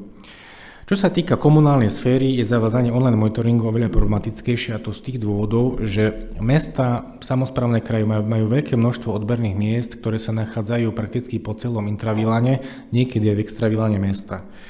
Nedostatok finančných prostriedkov pre zavedenie monitoringu a slabé povedomie štatutárov o potrebe nejakého sledovania spotreby. Napriek týmto aspektom si myslíme, že zavedenie energetického manažmentu je z pohľadu udržateľnosti všetkých týchto aktivít, aj ktoré vy ste realizovali, nevyhnutným krokom, a tak ako ste začali s výsadbou zelene stromov za určitým efektom, tak aj sledovanie spotrieb by mala byť priorita, pretože máte, ak sa nemýlim, máte vypracované nízkouhlíkové stratégie, tzv. SEAP, respektíve SECAP, kde mesto sa zaviazalo na nejaké pravidelné znižovanie CO2. Ďakujem pekne za pozornosť. Ďakujem pekne, pán Hovorka. Vy ste v úvode svojho vystúpenia ocenili počin samosprávy. Príďte do Bardejova častejšie z Košíc. My vás inštruujeme a naučíme, ako sa to robí napríklad v kráľovskom meste Bardejov a bezplatne vám ponúkneme svoje know-how. Ďakujem veľmi pekne. Pani Ľubica Tomášová, externá projektová manažérka. Porozprávajte nám niečo, pani Ľubka, o prezentačno-vzdelávacích aktivitách na materských a základných školách v súvislosti s týmto projektom. A nebúrajte nám zariadenie. Prajem dobrý deň, tak myslím, že s väčšinou z vás som sa už niekoľkokrát stretla. Ako bolo spomínané, na tomto projekte som spolupracovala ako externá manažérka v spolupráci s pánom inžinierom Uramom, kde som mala na starosti predovšetkým práve tie mäkké opatrenia a v rámci nich boli vlastne aj prezentácie práve na základných a materských školách. Tieto prezentácie sa robili v spolupráci s odborom na mestskom, teraz spolupráci s odborom školstva, kultúry a športu, ak som to správne nazvala. A touto cestou by som chcela veľmi pekne poďakovať pani vedúcej Jojke Barburákovej a jej kolegynke Alenke Malegovej, ktoré nám skutočne veľkou mierou pomohli práve zorganizovať tieto prezentácie na materských školách a základných školách. Tak ako som spomenula, tak našou cieľovou skupinou v tomto prípade boli práve tieto detičky a mladí predškoláci. Témou týchto prezentácií bolo vlastne to, čo sa nieslo témou celého tohto projektu, čiže to bola úspora energií, doprava, otepľovanie klímy, znečisťovanie ovzdušia, triedenie odpadov a ochrana životného prostredia. Cieľom týchto našich prezentácií bolo takou zjednodušenou formou odprezentovať aktivity projektu tak, aby to boli schopné vnímať aj tieto deti a títo mladí ľudia a takou hravou formou práve predstaviť im tieto vážne témy z oblasti ochrany životného prostredia, ktoré boli prezentované a riešené v rámci tohto projektu. Taktiež našim cieľom bolo touto formou informovať, čo môžeme urobiť pre našu zem, čo bola vlastne taká nosná téma všetkých tých prezentácií a stretnutí, ako je dôležité ju chrániť a neznečisťovať. A taktiež, aby sme odprezentovali navrhnuté opatrenia, samozrejme do tej miery dostupnej pre túto vekovú kategóriu. Tieto prezentácie sa konali od októbra 2022 až do apríla 24 teda, do týchto posledných dní a miestom tých prezentácií boli samotné materské školy a základné školy. Pomocky, ktoré sme tam používali, možno ste už aj počuli, ja som si dovolila to tak doniesť a ukázať aj tak názorne. Boli to špeciálne vyrobené pre tento účel, bolo také ekologické pexeso, bola to omaľovánka, ktorá vlastne veľmi takým jednoduchým spôsobom detičkám mala možnosť odprezentovať práve všetky tie aktivity, ktoré tu boli, ktoré som spomínala, čiže aj doprava, aj triedenie odpadu, aj otepľovanie a tak ďalej, s tým, že je tu taká malá pomôcka aj pre pani učiteľky, kde je vysvetlené, čo je tým obrázkom myslené, lebo popravde niekedy aj dospeli, keď chytili túto omaľovanku, tak niekedy sa aj zamýšľali nad tým, že čo vlastne tým, ktorá téma sleduje. A tieto prezentácie vlastne prebiehali takou formou hravou, interaktívnym spôsobom, kde jedna pedagogička, ktorá sa venuje práve tej environmentálnej výchove detí v škôlkach a predškolákom, prezentovala tieto aktivity takouto formou, že vlastne stále nejaké tabuly odprezentovala vlastne jednotlivé témy a nie je priestor možno tu teraz dávať vám hádanky nejaké, ale niekedy skutočne na niektoré otázky by sme boli prekvapení, bol problém dať odpoveď aj dospelým ľuďom. Tieto obrázky možno len tak názorne ukážem. Boli asi takýmto štýlom, boli vybraté z omaľovaniek a vlastne takouto formou na opačnej strane boli pripravené otázky, ktoré sa pýtali deti. Čiže myslím si, že táto forma aj celkom zaujala nie len pozornosť detí, ale tak ako sme potom neskôr mali možnosť rôzne postrehy sledovať a nejak si to zapisovať a monitorovať, tak myslím, že to je snáď poučné aj pre rodičov detí, lebo ak trošku aj deti komunikujú doma, tak myslím, že mnohé veci sa mohli dozvedieť práve aj od svojich detí. Pre starších predškolákov boli pripravené, teda školákov na 1-4, v školských kluboch boli pripravené aj takéto tajničky, kde boli pripravené otázky a vyplňali si, plus na konci, ak by mal niekto záujem, na stôl môžeme pripraviť vlastne celé tie pomocky, ktoré boli pripravené, čiže boli tam aj vedomostné kartičky, ktoré momentálne sú veľmi takým trendom, kde sa hrajú z rôznych oblastí a dajú sa kúpiť aj v knihkupectvách. My sme dali špeciálne vyrobiť na túto oblasť, na túto problematiku. Na záver sme už len monitorovali také nejaké naše postrehy, ktoré určite dáme nejakým spôsobom dokopy a pre nás to bolo zaujímavé, že teda osobne som sa zúčastnila niekoľkých tých prezentácií, že čo všetko deti vedia, ako dokážu reagovať vlastne na túto problematiku, ako schopní sú vlastne zapájať sa do týchto tém, ak by človek niekedy aj nepredpokladal, že takéto maličké deti dokážu mať informácie už o takých vážnych témach, o takej vážnej problematike. A čo bolo také pekné a zaujímavé, že deti sľúbili, že o tom sa budú skutočne baviť aj doma s rodičmi. To znamená, že ak sme sa bavili napríklad o forme dopravy, aby sa obmedzovala forma dopravy vozenia autom, lebo ak sme sa opýtali, že ako chodia do školy, tak väčšina detí odpovedala, že áno, rodičia nás vozia, čo bolo super, že niektoré povedali, že áno, kolobežka, bicykel, peši, tak dúfam, že sme napríklad aj tieto detičky namotivovali práve cez aktivity tohto projektu k tomu, aby treba podali túto informáciu aj doma a možno aj takýmto spôsobom chránili životné prostredie a pomáhali k zlepšovaniu klímy aj tu v meste Bardejov. Na záver už je tam len niekoľko obrázkov, ktoré vlastne z samotných prezentácií. Takže ak by mal niekto potom aj záujem v budúcnosti, vieme tieto aktivity už aj mimo projekt odprezentovať na školách, škôlkach, alebo ak by ste mali záujem ešte do budúcna. Myslím, že sú spracované pekné podklady, materiály a dosť zhromaždených informácií, aby sa táto pekná myšlienka dokázala šíriť aj ďalej, prípadne aj v ďalších projektoch. Ďakujem pekne za pozornosť. Ďakujem, pani Tomášová. Ako pošepkal sivobradý pán Uram sivoblasému pánovi Novotnému, škoda, že nie sme v predškolskom a školskom veku. Ďakujem veľmi pekne.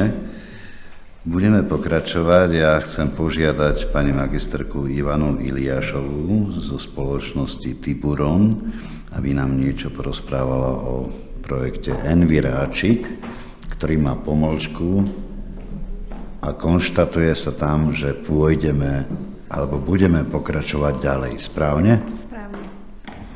Ďakujem za slovo. Vážené dámy, vážení páni, volám sa Ivana Iliášová, som zo spoločnosti Tiburon SRO a naším cieľom je vlastne prinášať pridanú hodnotu pre verejný a súkromný sektor tak, ako je aj tento projekt zameraný na zmiernenie a prispôsobovanie sa klímy. Veľmi oceňujem snahu mesta aj projektových manažerov, ktorí participovali na tomto projekte, že okrem investičných aktivít do projektu zapojili aj mäkké aktivity súvisiace so vzdelávaním. Pretože v našej spoločnosti sa písal rok 2017, keď do spoločnosti prišli odborníci z oblasti životného prostredia a snažili sme sa pretaviť projekty nielen investičného charakteru, ale pokúsili sme sa o mäkké projekty zamerané na environmentálne vzdelávanie detí a mládeže. Preto aj v roku 2017 vznikol projekt s názvom Enviráčik, ktorého hlavným cieľom bolo rozvíjať environmentálne zmýšľanie detí a mládeže v Prešovskom kraji so zameraním na problematiku Natura 2000 v regióne. Navrhovaný projekt mal prispieť svojimi aktivitami k zvýšeniu úrovne informovanosti o prírodnom prostredí, o umožnení prístupu k informáciám o význame sústavy Natura 2000, ako aj zlepšenie informovanosti o efektívnej ochrane jednotlivých území a zároveň prispieť k zlepšeniu environmentálneho povedomia hlavne detí a mládeže. Takisto prostredníctvom vydania rôznych propagačných a informačných materiálov, ako aj uskutočnením spoločných informačných podujatí. Cieľ projektu pozostával zo 6 aktivít. Prvé aktivity boli zamerané na zber a prípravu dát, na komunikáciu s odborníkmi v oblasti environmentalistiky, a tieto skúsenosti sa potom pretavili do informačných materiálov, ktoré boli smerované pre deti a mládež v Prešovskom samosprávnom kraji. Cieľ bol naplnený tým, že sme nezískali ale finančnú podporu z iných zdrojov, tak spoločnosť to robila vlastnými finančnými prostriedkami, lebo sme si uvedomovali potrebu vzdelávania v oblasti environmentalistiky už od útleho veku.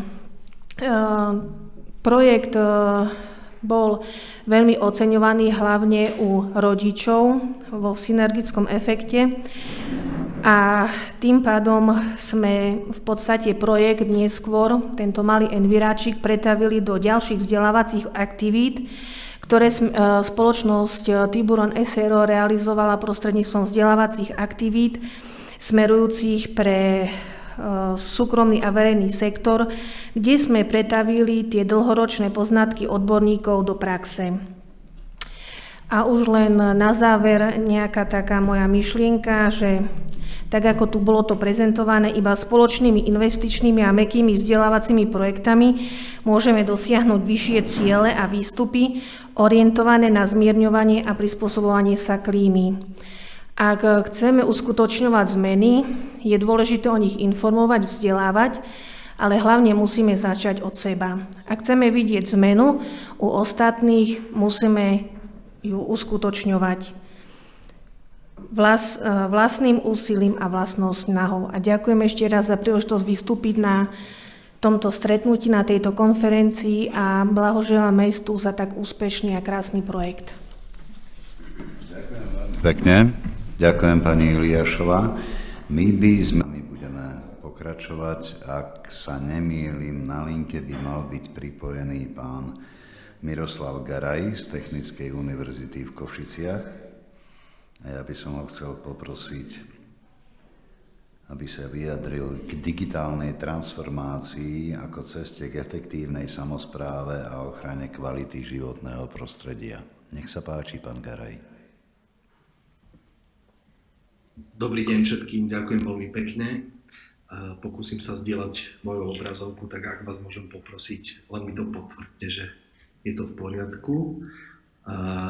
Ak sa nemýlim, mali by ste vidieť také modré pozadie.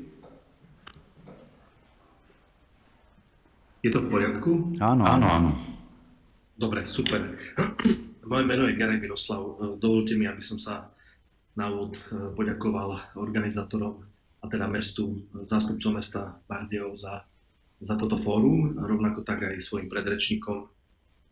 Ja by som veľmi rád v skratke reagoval na to, čo bolo povedané, niekoľko tých kľúčových vecí už predrečníci spomenuli a prvou z nich je, viackrát bolo spomenuté, zber dát, informácie, databázy, zdrojové kódy a tak ďalej, tak ďalej. A v podstate pri úspechu každého projektu je dôležitá merateľnosť. Pán Uran ukazoval niektoré z týchto kľúčových faktorov merateľnosti, ale skôr povedzme ekonomicko-finančných nejakých atribútov úspešnosti projektu. Ja by som rád skrátke ukázal niečo k tej obsahovej náplni, ktorá bola aj samotným zádaním v rozsahu nízkouhlíkovej stratégie, respektíve akčného plánu. To, čo máte možnosť vidieť, je jeden bod. Bod je síce bezrozmerný geometrický útvar, ale dokáže byť vyjadrený 3 koordinátmi, to je šírka, dĺžka, výška, čiže x, y, z. A pokiaľ aplikujeme viacero bodov na objekt, napríklad ako reprezentuje v pravom gula, tak dokážeme mať pomerne veľmi hustú databázu informácií o priemere, o polohe, o tvare a tak ďalej a tak ďalej. To, čím sa my zaoberáme jednak na univerzite, takisto vlastne v komerčnom prostredí, je tzv. Digitálna transformácia. Digitálna transformácia v zmysle transformácie z analogových, možno síce vizuálne atraktívnych map, ale pomerne nepresných, do tzv. Digitálneho tvaru, ktorí reprezentujú geopriestorové dáta. Možno skrátke by som prierezovo ukázal možnosti zberu dát. To je, kedy sa využívajú samozrejme družice, sú verejne dostupné dáta, prieskum pomocou krídiel, respektíve pomocou dronov, ale častokrát my potrebujeme o tom meste mať dostatok informácií aj zo zeme, pretože vertikálne plochy v zmysle fasád, okenných otvorov, stĺpov pouličného osvetlenia, respektíve VMky, NMky, sú objekty charakteru vertikálneho, preto sa aplikuje vlastne meranie zo zeme pomocou terestrického skenera, mobilného auta, respektíve v prípade morfologického dna riek, samozrejme loďka alebo katamarán. Takže existuje skupina zariadení, ktoré nám dopomôžu práve k zmapovaniu inžinierských sietí, respektíve iných líniových objektov, ktoré sú súčasťou, nazvime to, toho ekosystému mesta a je dôležité mať ich pasportizované a vedieť o ich kondícii, aktuálnom tvare a pole. Celé to nazývame digitálny obraz krajiny, je to pomerne nový pojem, ale bavíme sa o starých známych informáciách o zelení, o zelených plochách, informáciách o cestnej infraštruktúre, ktorá je vždy súčasťou či už urbánnych alebo suburbánnych mestských zón, takisto o železničnej infraštruktúre. Historické objekty môžu byť a častokrát aj bývajú takto zdigitalizované a zmapované, respektíve o municipalitách ako takých, čiže všetky výškopisy, polohopisy, všetky polohy a tvary sú v 3D zobrazení. Morfologické dno riek ako súčasť informačnej anabázy, majetkovo-právne vzťahy a samozrejme inžinierské siete a iné objekty. Inými objektami mám na mysli objekty archeologického alebo pyrotechnického charakteru. To je skrátke taký veľmi zjednodušený prierez. Vplyv klimatickej zmeny v urbaných a suburbánnych zónach je to v podstate téma mojej dizertačnej práce, niečo, čomu sa veľmi aktívne venujem 5. rokom na pôde Technickej univerzity. Práve vychádza z tohto poznania, že v podstate dnes vplyvom klimatických zmien tie mestá zažívajú prívalové dažde, je tam riziko záplav, Bardejov toho nie je výnimkou, strata nejakej prirodzenej biodiverzity, respektíve tzv. Tepelné ostrovy, kedy sa nám tie mesta prehrievajú, respektíve skleníkové plyny a konkrétne CO2 ako v podstate niečo, čo bolo skopom práve tohto operačného programu, respektíve akčného plánu ako takého. V podstate tá téma je dlhodobo na medzinárodných fórach rozoberaná a mne sa páčil výrok portugalského premiéra v čase, kedy Portugalsko malo predsedníctvo v Európskej únii, ktorý povedal, že práve obnova hospodárstva EÚ stojí na dvoch pilieroch, a to je pilier digitalizácie a pilier zelených stratégií. Projekt, ktorý bol implementovaný úspešne na úrovni mesta Bardejov a ktorý bude v podstate ďalších 5 rokov bežať v podobe nejakých monitorovacích čiastkových správ, kombinuje obe. Takže ja sa o to teším viac, že práve mesto Bardejov a celý región Bardejova môže byť v podstate nositeľom informácií takéhoto charakteru, pretože je výkladnou skriňou, čo sa týka čerpania a úspešnosti eurofondových projektov, takže ja pevne verím, že tomu ostane aj takto naďalej a že ten štatút si udrží.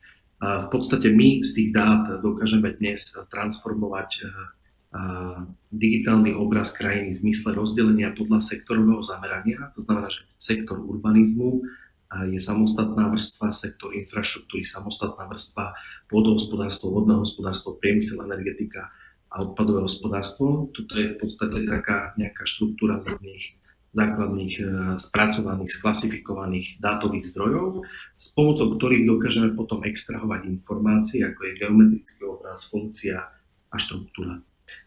Aplikáciou týchto vedomostí dnes dokážeme ako keby poloautomatizovane dospieť k výpočtu uhlíkovej stopy jedného producenta, jedného emitenta na úrovni mesta, jedného obyvateľa, ktorá nie úplne korešponduje so štatistikou, ktorá je zverejnená na Ministerstve životného prostredia, alebo ktorú deklaruje Inštitút environmentálnej politiky, pretože je tam veľký nesúlad.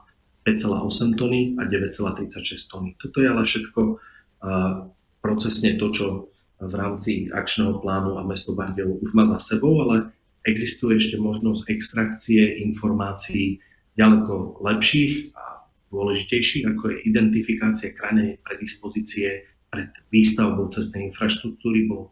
Bolo tu spomenuté, že pravdepodobne bude nejaká nová cyklotrasa. Tak toto sú všetko dáta, ktoré sa dajú jednoducho použiť a zrecyklovať. Takisto digitalizácia z dôvodu identifikácie vody v krajine. Myslím, že pán kolega doktor inžinier spomínal niečo o vodozádržných a vodopriepustných opatreniach, tak aj na to tie dáta sa dajú použiť. Rovnako tak analýza krajiny z hľadiska vegetačného indexu, digitalizácia, pasportizácia z hľadiska objemovej informácie, to je samostatná kapitola v mojej prezentácii.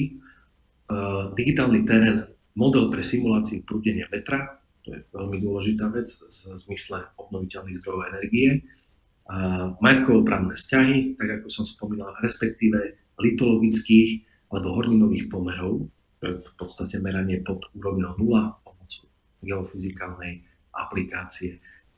Tieto dáta dokážeme potom simulovať, dokážeme identifikovať, povedzme, energetický potenciál obnoviteľných zdrojov v prípade striech, fotovoltaika alebo solár, dokážeme identifikovať ten počiatočný vstup investičný a mesačnú, respektíve ročnú úsporu. Už dnes disponujeme 986 km štvorcových digitálneho obrazu krajiny rôznorodej štruktúry, od maličkých miest a obcí až po okresné a krajské mestá.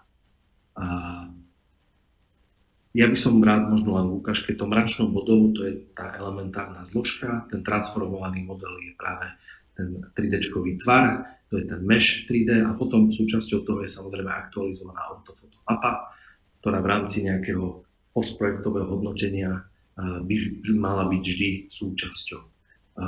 Možno skrátke prierezovo, rád by som povedal, tie dáta majú samozrejme priestorový aspekt, sú nevyhnutné pre ďalšie plánovanie, zobrazujú to mesto v digitálnom zobrazení a toho reálneho skutkového tvaru. Tie dáta majú nepochybne ekonomický aspekt, čiže informované rozhodnutia pre strategické investovanie, respektíve socioekonomické dáta pre inkluzívne mestské plánovanie. Tie dáta majú samozrejme technologický aspekt, monitorovanie vzorcov spotreby, optimalizácia údržby a prevádzky mestskej infraštruktúry, rovnako tak energetické zhodnotenie. Majú environmentálny aspekt, to je, sú dynamické, dajú sa predikovať, dajú sa zavádzať preventívne opatrenia. A samozrejme súčasťou toho je spoločenský aspekt, integrácia vzorcov správania obyvateľov pre budúce plánovanie v rámci komunitného zriadenia. A poslednou veľmi dôležitou zložkou atribútov je práve kultivácia občianskej úcty a angažovanosti v oblasti kultúry a kultúrneho dedičstva.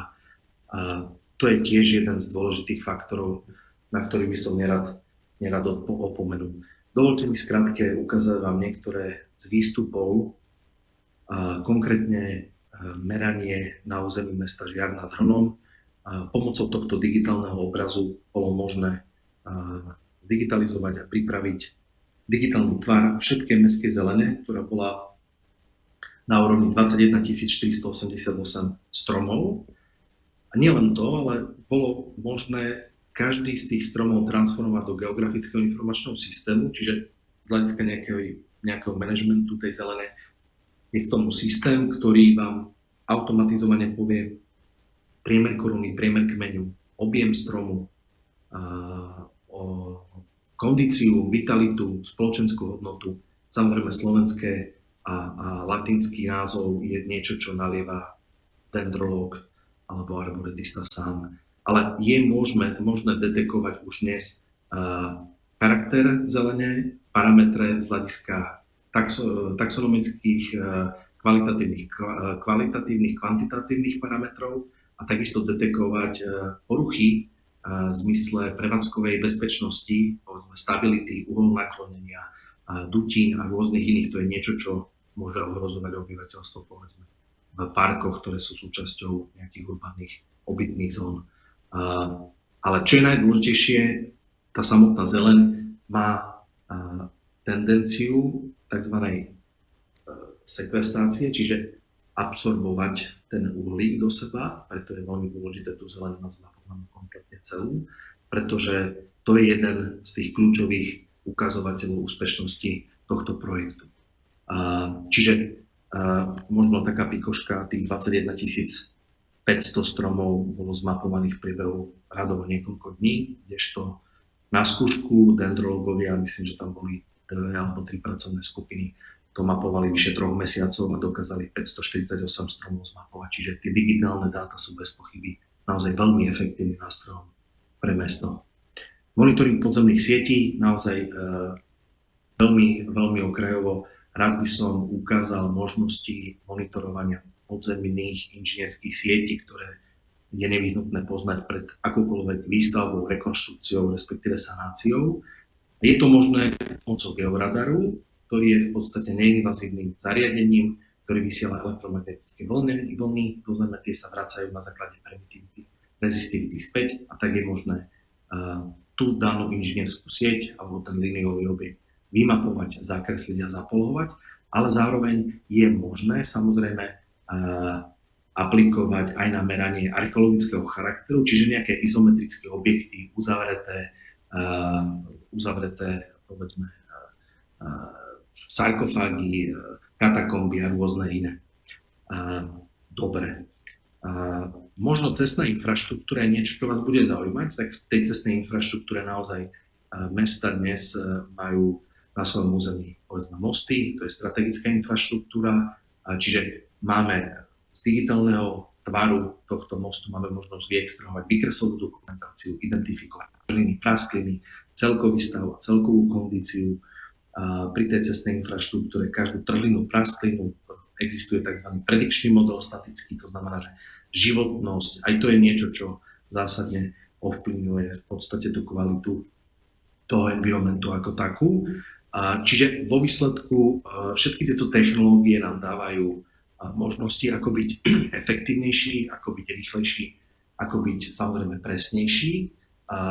Ja by som na poslednú, teda moju časť prezentácie rád ukázal možnosti monitorovania jednak objektov práve pomocou monitorovacieho systému a respektíve práve pre životné prostredie monitoring kvality ovzdušia. To je niečo, čo v horizonte tých 3 až 5 rokov je potrebné v podstate monitorovať.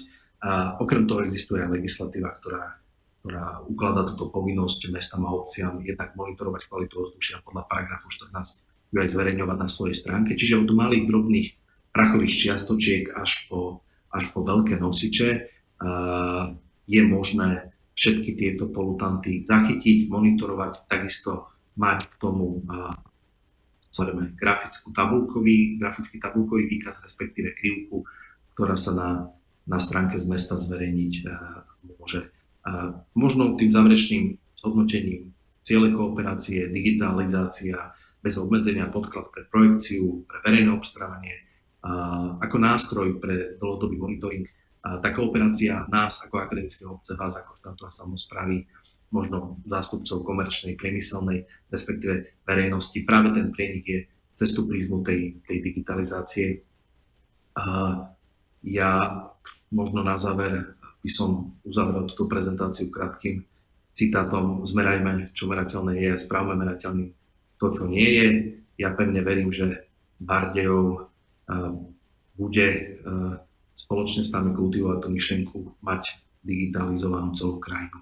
Že veľmi pekne vám ďakujem za pozornosť. Ďakujem veľmi pekne, pán Garaj. Ďakujem za vašu prezentáciu. Priznám sa, že niektoré veci, ktoré ste prezentovali, sú za hranicou mojej chápavosti. Možno, že som sám jediný taký technicky nevzdelaný, ale veľmi pekne ďakujem. Bolo to veľmi názorné, veľmi poučné. Ďakujem veľmi pekne, želám ešte pekný deň. Dámy a páni, toto bola záverečná prednáška alebo záverečná prezentácia dnešnej záverečnej konferencie. Teraz je priestor na vaše otázky a možno na také celkové zhodnotenie. Nech sa páči.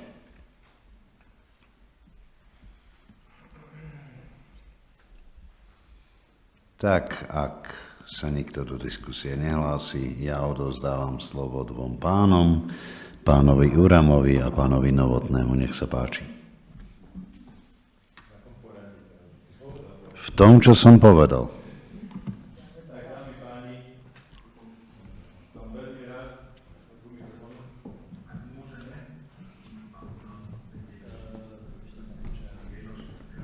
Áno? Má ešte niekto otázku? Niekto si rozmyslel? Nikto. Takže, dámy, páni, som veľmi rád, že sme sa stretli aspoň v takomto počte, ako sme, pretože pôvodne sme predpokladali, že tu budeme mať pracovníkov z ministerstva, z úradu vlády, ktorí vlastne sú nositeľom tejto výzvy. Žiaľ, nebol asi tento okamih správny správne načasovaný na to, aby mohli prísť, a takisto sme tu mali mať zástupcov mesta Molde, ktorí boli na prvej konferencii pripojení aspoň elektronicky. Teraz žiaľ ani na svoje pracovné vyťaženie nemohli byť pripojení ani elektronicky. Tak z tohto miesta pozdravujem obidve inštitúcie, aj úrad vlády, aj mesta Molde. Veríme tomu, že do budúcna budeme s nimi naďalej spolupracovať, jednak na podobných projektoch, alebo možno úplne v niečom inom. Verím, že tak, ako som povedal v svojej prezentácii, že v skutočnosti tento projekt nám dal nejaký základ toho, čo sa buduje naďalej v meste Bardejov. Tak, ako som povedal, máme nádejný projekt, ktorý začneme robiť teraz cyklochodník, jeden, ktorý by mal byť schválený v dohľadných minútach, a ďalší, ktorý je v príprave, ešte väčší, pripojenie na obec Zborov, na ďalší smer, na Svidník.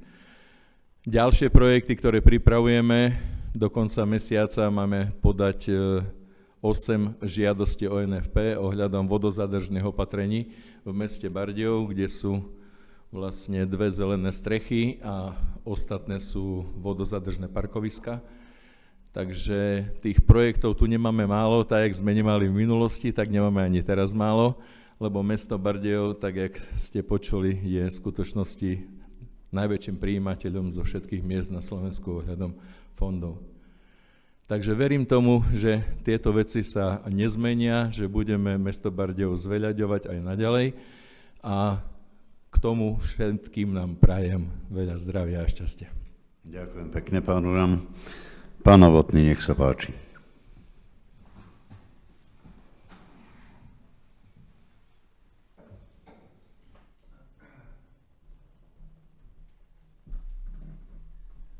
Ďakujem, pán Štefan. Ja len jednou vetou na záver, že mestu Bardejov sa ešte nepodarilo zrealizovať tak komplexný projekt, ako je tento projekt. Je veľmi rozsiahly z hľadiska aktivít, od strategického dokumentu po 25 opatrení, mäkkých, zelených, sektor budov, doprava, odpadové hospodárstvo, zelená modrá infraštruktúra. V hodnote, opravujem, 1 600 700 000 eur. Ja z tohoto miesta chcem poďakovať na záver, Štefan, tebe za profesionálne moderovanie, všetkým prezentujúcim, ktorí mali svoje prezentácie, Vlado Uram, pani Tomášová, vám a vám všetkým ostatným za to, že ste tu vydržali s nami až do konca. Pekný deň želám, majte sa pekne. Ďakujem pekne, pán Novotný. Keby som mohol 30 rokov menej, tak sa červenám. Na zdravie. Ďakujem veľmi pekne. Ja len chcem na počiarknutie a zdôraznenie toho, čo hovorili moji predrečníci, aj pán Uram, aj pán Novotný, povedať a skonštatovať naozaj jeden všeobecne známy fakt. Mesto Bardejov je, čo sa týka rozlohy, čo sa týka počtu obyvateľov a čo sa týka ďalších ukazovateľov, najúspešnejšie mesto na Slovensku v získavaní mimorozpočtových zdrojov, a teraz mám na mysli najmä zdroje Európskej únie. Mám pravdu, pán Uram? Ja priznám sa vám, že na každej porade vedenia, ktorú mávame v pondelok a v piatok obyčajne, alebo podľa zvyklostí, nepočujeme nič iné, len ako pracujeme na projektoch. A tam má hlavné slovo pán Novotný, ktorý informuje, a ja som presvedčený o tom, že pri takomto vedení Bardejovskej samosprávy sme odsúdení na úspech.